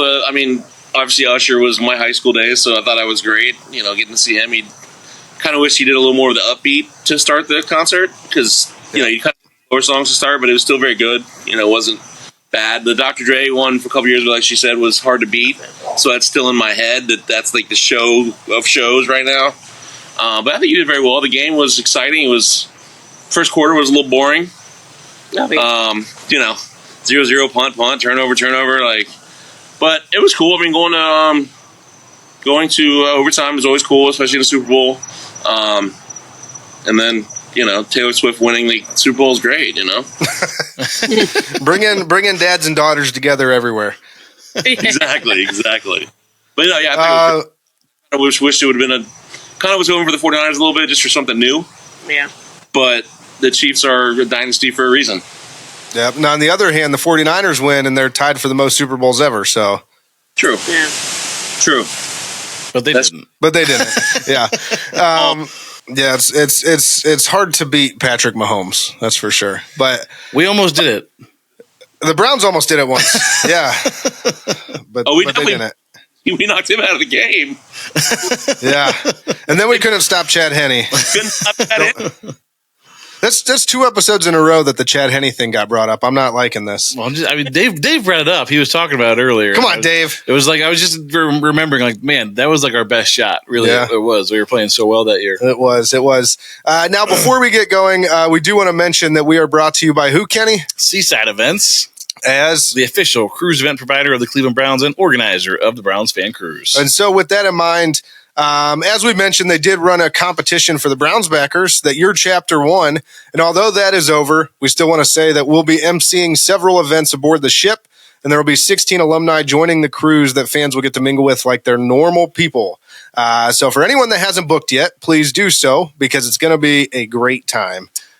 Speaking of that, is there anybody in particular that either of the two of you are looking forward to meeting on the Fan Cruise? Me, Josh Cribbs, I think it'll be a lot of fun. And guest appearance, I love it. He's coming, right? In Cribbs? Yeah, I was talking about your dog. Yeah. And then, sadly enough, Gary Barnidge, I think he's going to be hysterical. Just from the 2 years of how popular that guy was for 2 years. Yeah, absolutely. Quick plug for us. Check out our interview with Gary Barnidge. He was a really, really good interview. We had a lot of fun. Him and talking Cribbs to him. both were great interviews. They were both really good. And then Kristen, did you have anybody in particular that you were looking forward to seeing? I'm a little excited for Dave Zastadil, a fellow OU alumni. Nice. There you go. Yeah. I thought that was kind of exciting. Dave was actually another really great interview. It's like he's a punter, but like, man, he was an open book for us and he spent a lot of time with us. He had a lot of good stories. He was one of the ones that I think he had a couple stories off air that we were like, man, it's going to be fun hanging out with you on the Fan Cruise. So definitely when you get a chance, go talk to him and say hey.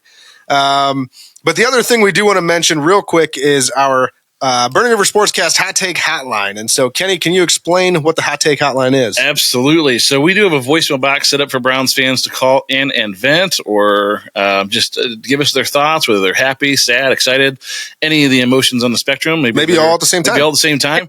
Well, we want to hear from Browns fans all over the country, just hear what their thoughts are, whether that's during the season, during games, during the off season.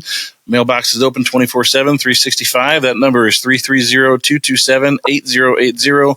We'll throw it on the screen here for anybody watching the YouTube version of the podcast. Again, that number is 330-227-8080. We would love to hear from Browns fans all across the country and what their thoughts are. So we play the best takes and put them on our show each week.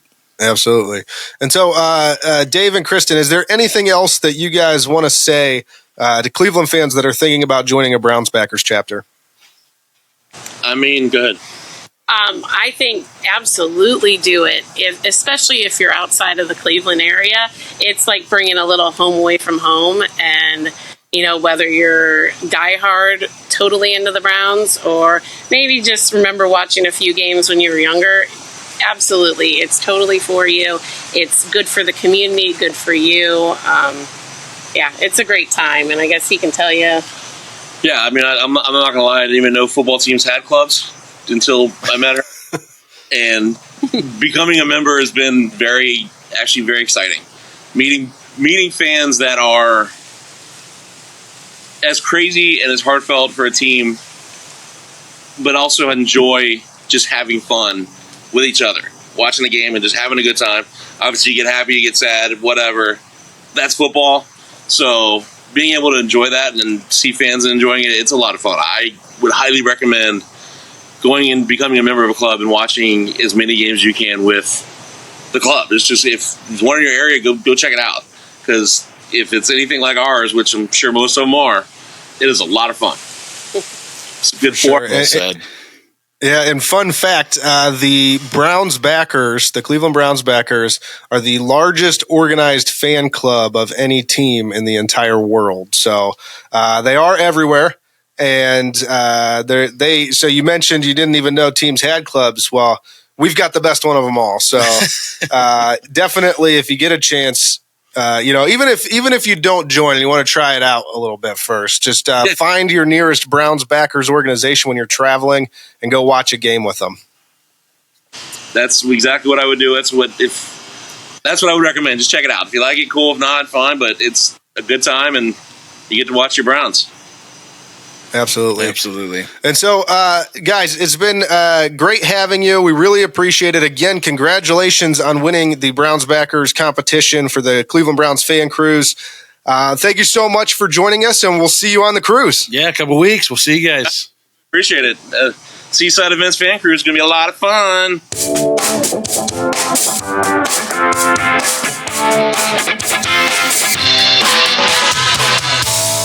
We're the Browns backers of Pinellas, and you're listening to the Burning River Sportscast. Go Browns!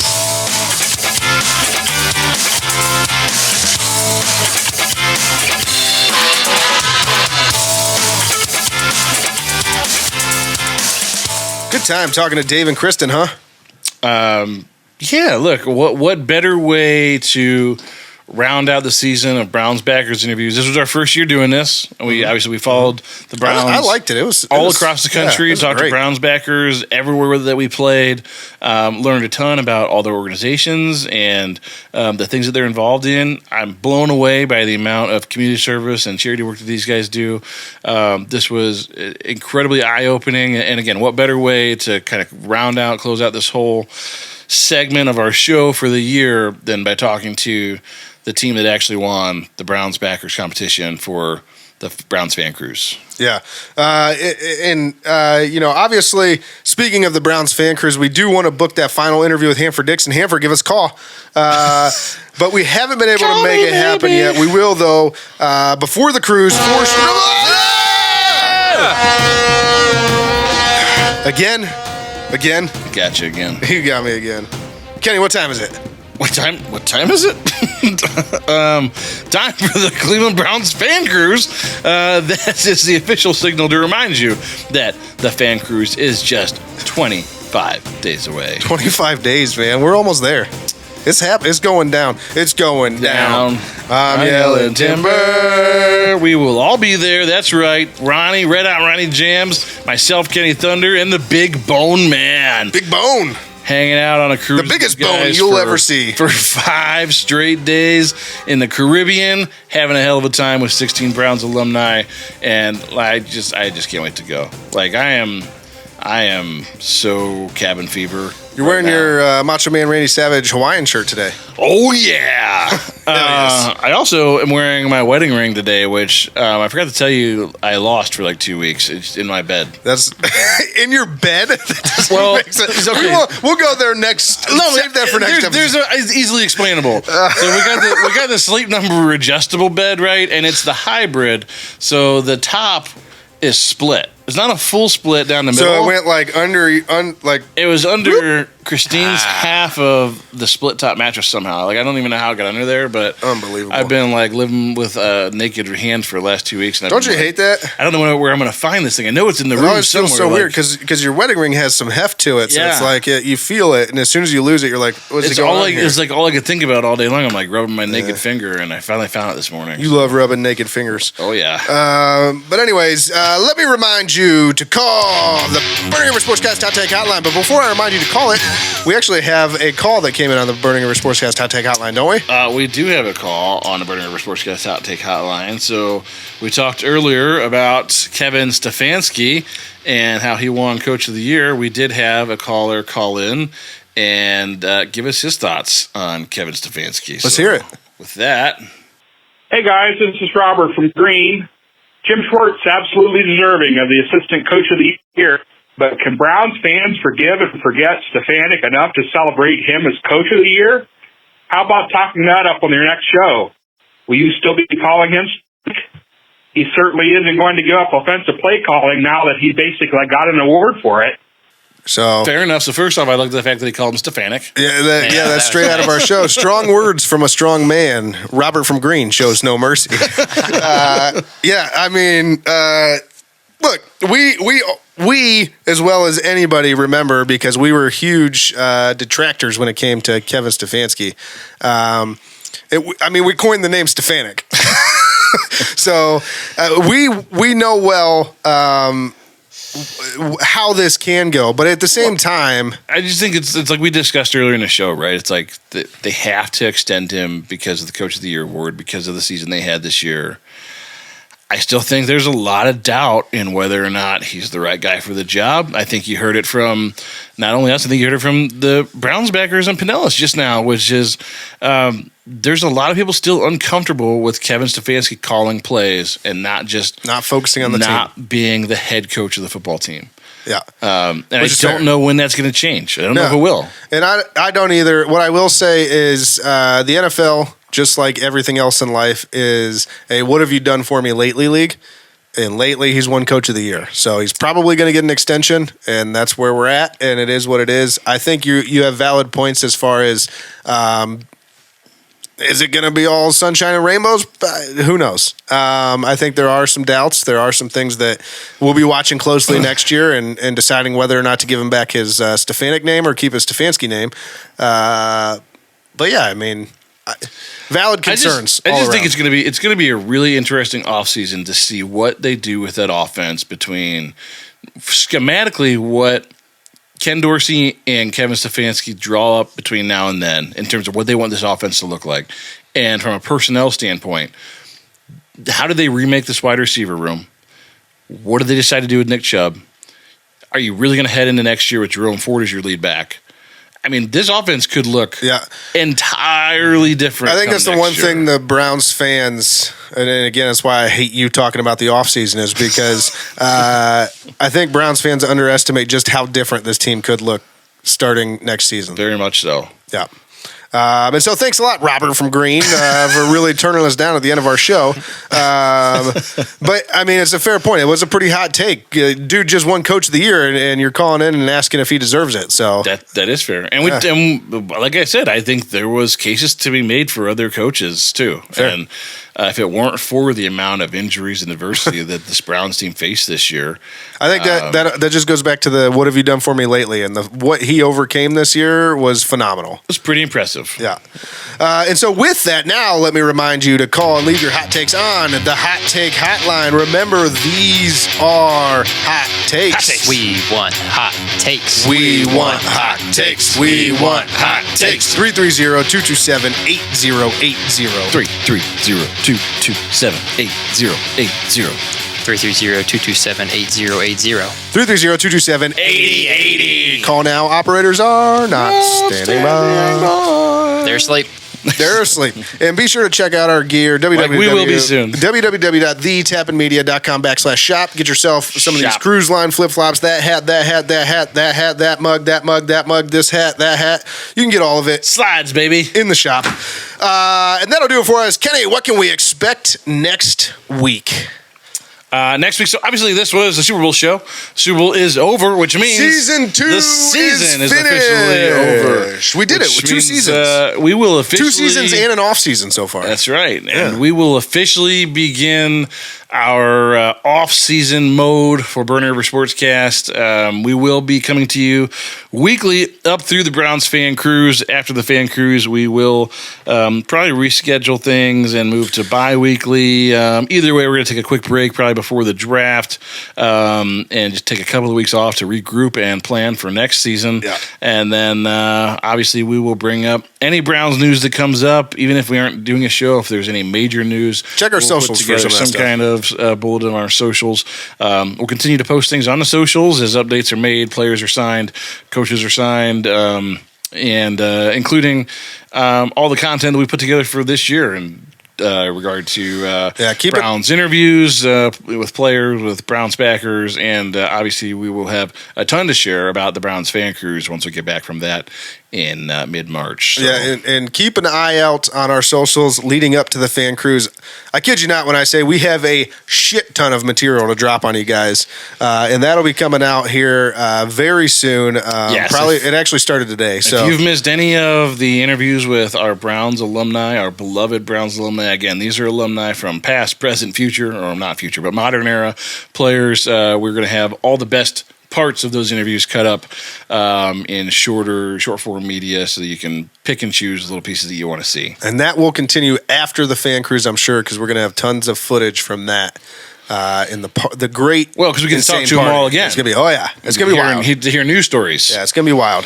So Tappin Media is on Facebook, Instagram, and Twitter at The Tappin Media. And Burning River Sportscast, that's this podcast, is on Facebook, Instagram, TikTok, and YouTube at Burning River Sportscast, and on X at Burning River Pod. And you can find our podcast wherever you get your podcasts. I'm talking Apple Podcasts, Spotify, Google Podcasts, Amazon Music, Stitcher, Pandora, iHeartRadio, Podcast, Castro, Good Pods, and so many more. And do you know what that takes us to, Kenny? That takes us to Facts for Days.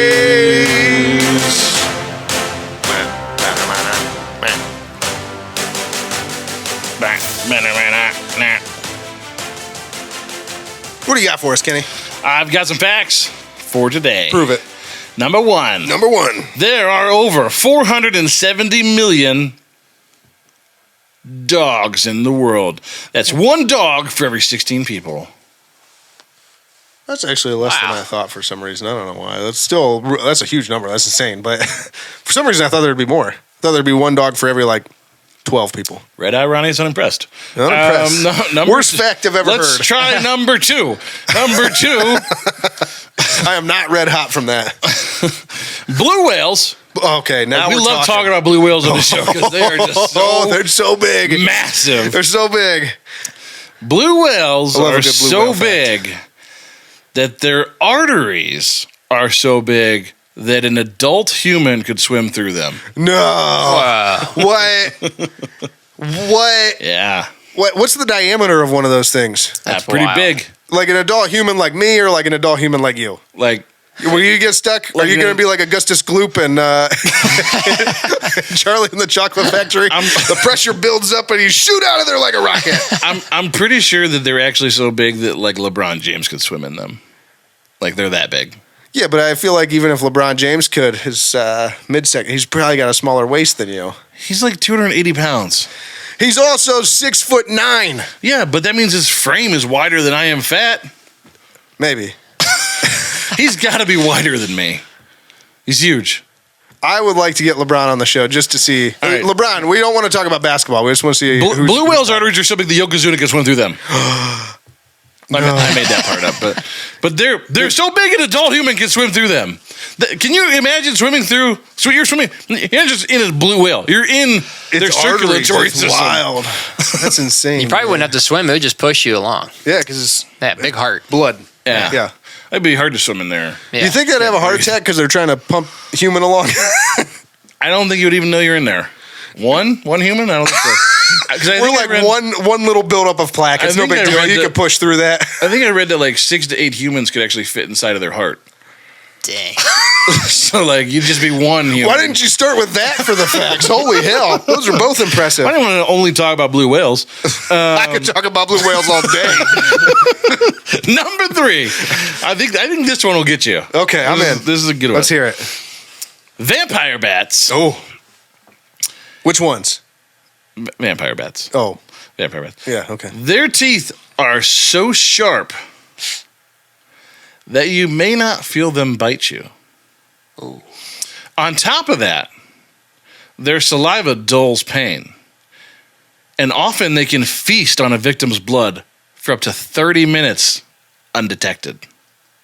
Wow. By that time, you're pretty well dead. What? Yeah, they have these razor sharp fangs. They put them in you think about a tiny gauge needle. You don't even know it's in you. This sounds awful. And they're just sucking your blood. And then meanwhile, they're just making it so you don't even feel it. Death by vampire bat. Dropping saliva on you. And you're like, I don't even know it's there. It's not even there. And then all of a sudden, you're out of blood. Wouldn't you feel like it's arms or wings or something that would alert you to the fact that there's a bat sucking your blood?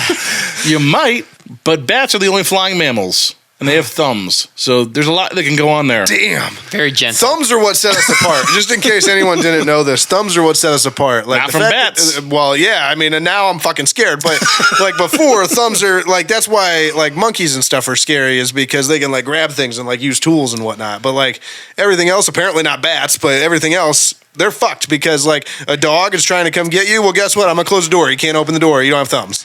I think bats are also very light. So like if it landed, like say like it landed on your shoulder and you had like, I don't know, a jacket on, like its teeth would be able to pierce your jacket, but like it's pretty light. You wouldn't know it was there unless. How many bats make one Kenny? Turned your head. If I had to scale a bat, it's at least 1/237th of a human being. Oh well, glad you have that down to us. In diecast, it's 116. It's 1600. 1/1600. I don't know what you're saying, but thank you. All right, don't just be a part of the problem, be the whole damn problem. And only you can prevent river fires. Burning River Sportscast! Burning River! Burning River. Why was this show so long? We talked a lot about Browns things. Talked a lot about the Super Bowl. The Super Bowl. Usher. Guys, the season... Me and Usher once more when we leave some dead. The season is when over. a lady in the sheets put a freak in the bed. This is it. It's over. We did a whole season. We did it. We did the whole Browns did 22 weeks. How's it feel, Bone, to be a part of the whole season? It was fun. I enjoyed it. Thanks was Bone in every thanks for episode having this me season? Well, except for the ones he was on vacation. Yeah, if I was sick or on vacation. No, I mean, dude, was that when he started? Was it the beginning of the season? Yeah, I've been here the whole season. Yeah, he was here because he was in King of the North, so he was here all year. Yeah. King of the North, which he won. Which he won, by the way. You lost. We still got to figure out that punishment. Anything off the top of your head? Burning River Sportscast. Burning River. So no, nothing off the top of your head. I'm sorry for partying and Bacardiing and my cardigan and my yard again. Good night, Cleveland. Good night, Cleveland. Browns fan cruise and the Burning River Sportscast. What better combination could you possibly think of? Motorboat? You play the motorboat? You motorboat son of a bitch. You old sailor, you. You know what I was thinking during that interview? What? What were you thinking? Nothing, because you don't have thoughts, because you're a brainless idiot. Wow. My name is Uhtred, son of Uhtred. By the way, I want my foreskin back. Women's Guide to Anal Sex, and it was the second edition. Who makes the second edition? The weather outside is weather. The other one, the finger eating food fingers. Yes. Ejaculate all over my body and my genitals. Yes. Oh my God! My house is full of shit! He's shit everywhere! Like an adult human like me, or like an adult human like you? Like, will you get stuck? Are you going to be like Augustus Gloop and Charlie in the Chocolate Factory? The pressure builds up and you shoot out of there like a rocket. Oh no! We suck again! It's going down. I'm yelling timber. What do you mean funny? Funny how? How am I funny? What I will say is, this Steelers team without a quarterback was competitive this year. They made the playoffs. It's true this year. I don't know how they did it, but going forward, I like our chances. Well, what I'm saying is, like, if they get a good quarterback on that team, again, the offseason just started. God, I hate you. I mean, I feel like even with like Ryan Tannehill, that's a huge upgrade over where they were. You're literally the worst friend to have as a Browns fan. I'm just saying, like like we all expected that by the time the Browns got good, the Steelers would be in this like transitional hell, and they're not there, man. It's because they're a great organization. As much as I hate the Steelers, and they're like, great. We know how to navigate this stuff. Just don't worry. Give us a year. We'll be back. They are good. And by the way, in our rebuild year, we're going to make the playoffs. Goddamn Jets. All I do is win, no matter what. The leads are weak. The leads are weak. Fucking leads are weak. You're weak. I mean, last year when I won and went home, my wife's pants hit the ground. Erroneous on both counts. Oh, wow. But damn, my wife's gonna be so mad when she watches this episode. She's like, "You called me middle-aged in the middle." Well, I tried to say that earlier. I tried to stop you. We're all middle-aged. We have doubled and tripled down on this. But like people love quadruple. You know why, mister? Because you drove a Hyundai to get here tonight. I drove an $80,000 BMW. That's my name. I live my life a quarter mile at a time. I think we've officially lost all of our more conservative viewers. So I don't think they want to listen any longer. This is it's Mother Nature. Where's Logo Girl when you need her? I desperately want to make love to this cheese We girl. need Cheese Girl now. Don't use it! Down goes Anderson. Who's canceled now? Who's canceled now? Probably me. You making it for fat people? I'm not. Just you. We're a whole race, basically. No way. You just finger bang their salad. What? You first get shocked, and then you get the shocker. Hey, you like to see homos naked? That's cool, man. Whatever. No. You're just people that get together and watch football and raise money. And we're like, that pretty much sums it up. Are you not entertained? Are you not entertained? Is this not why you are here?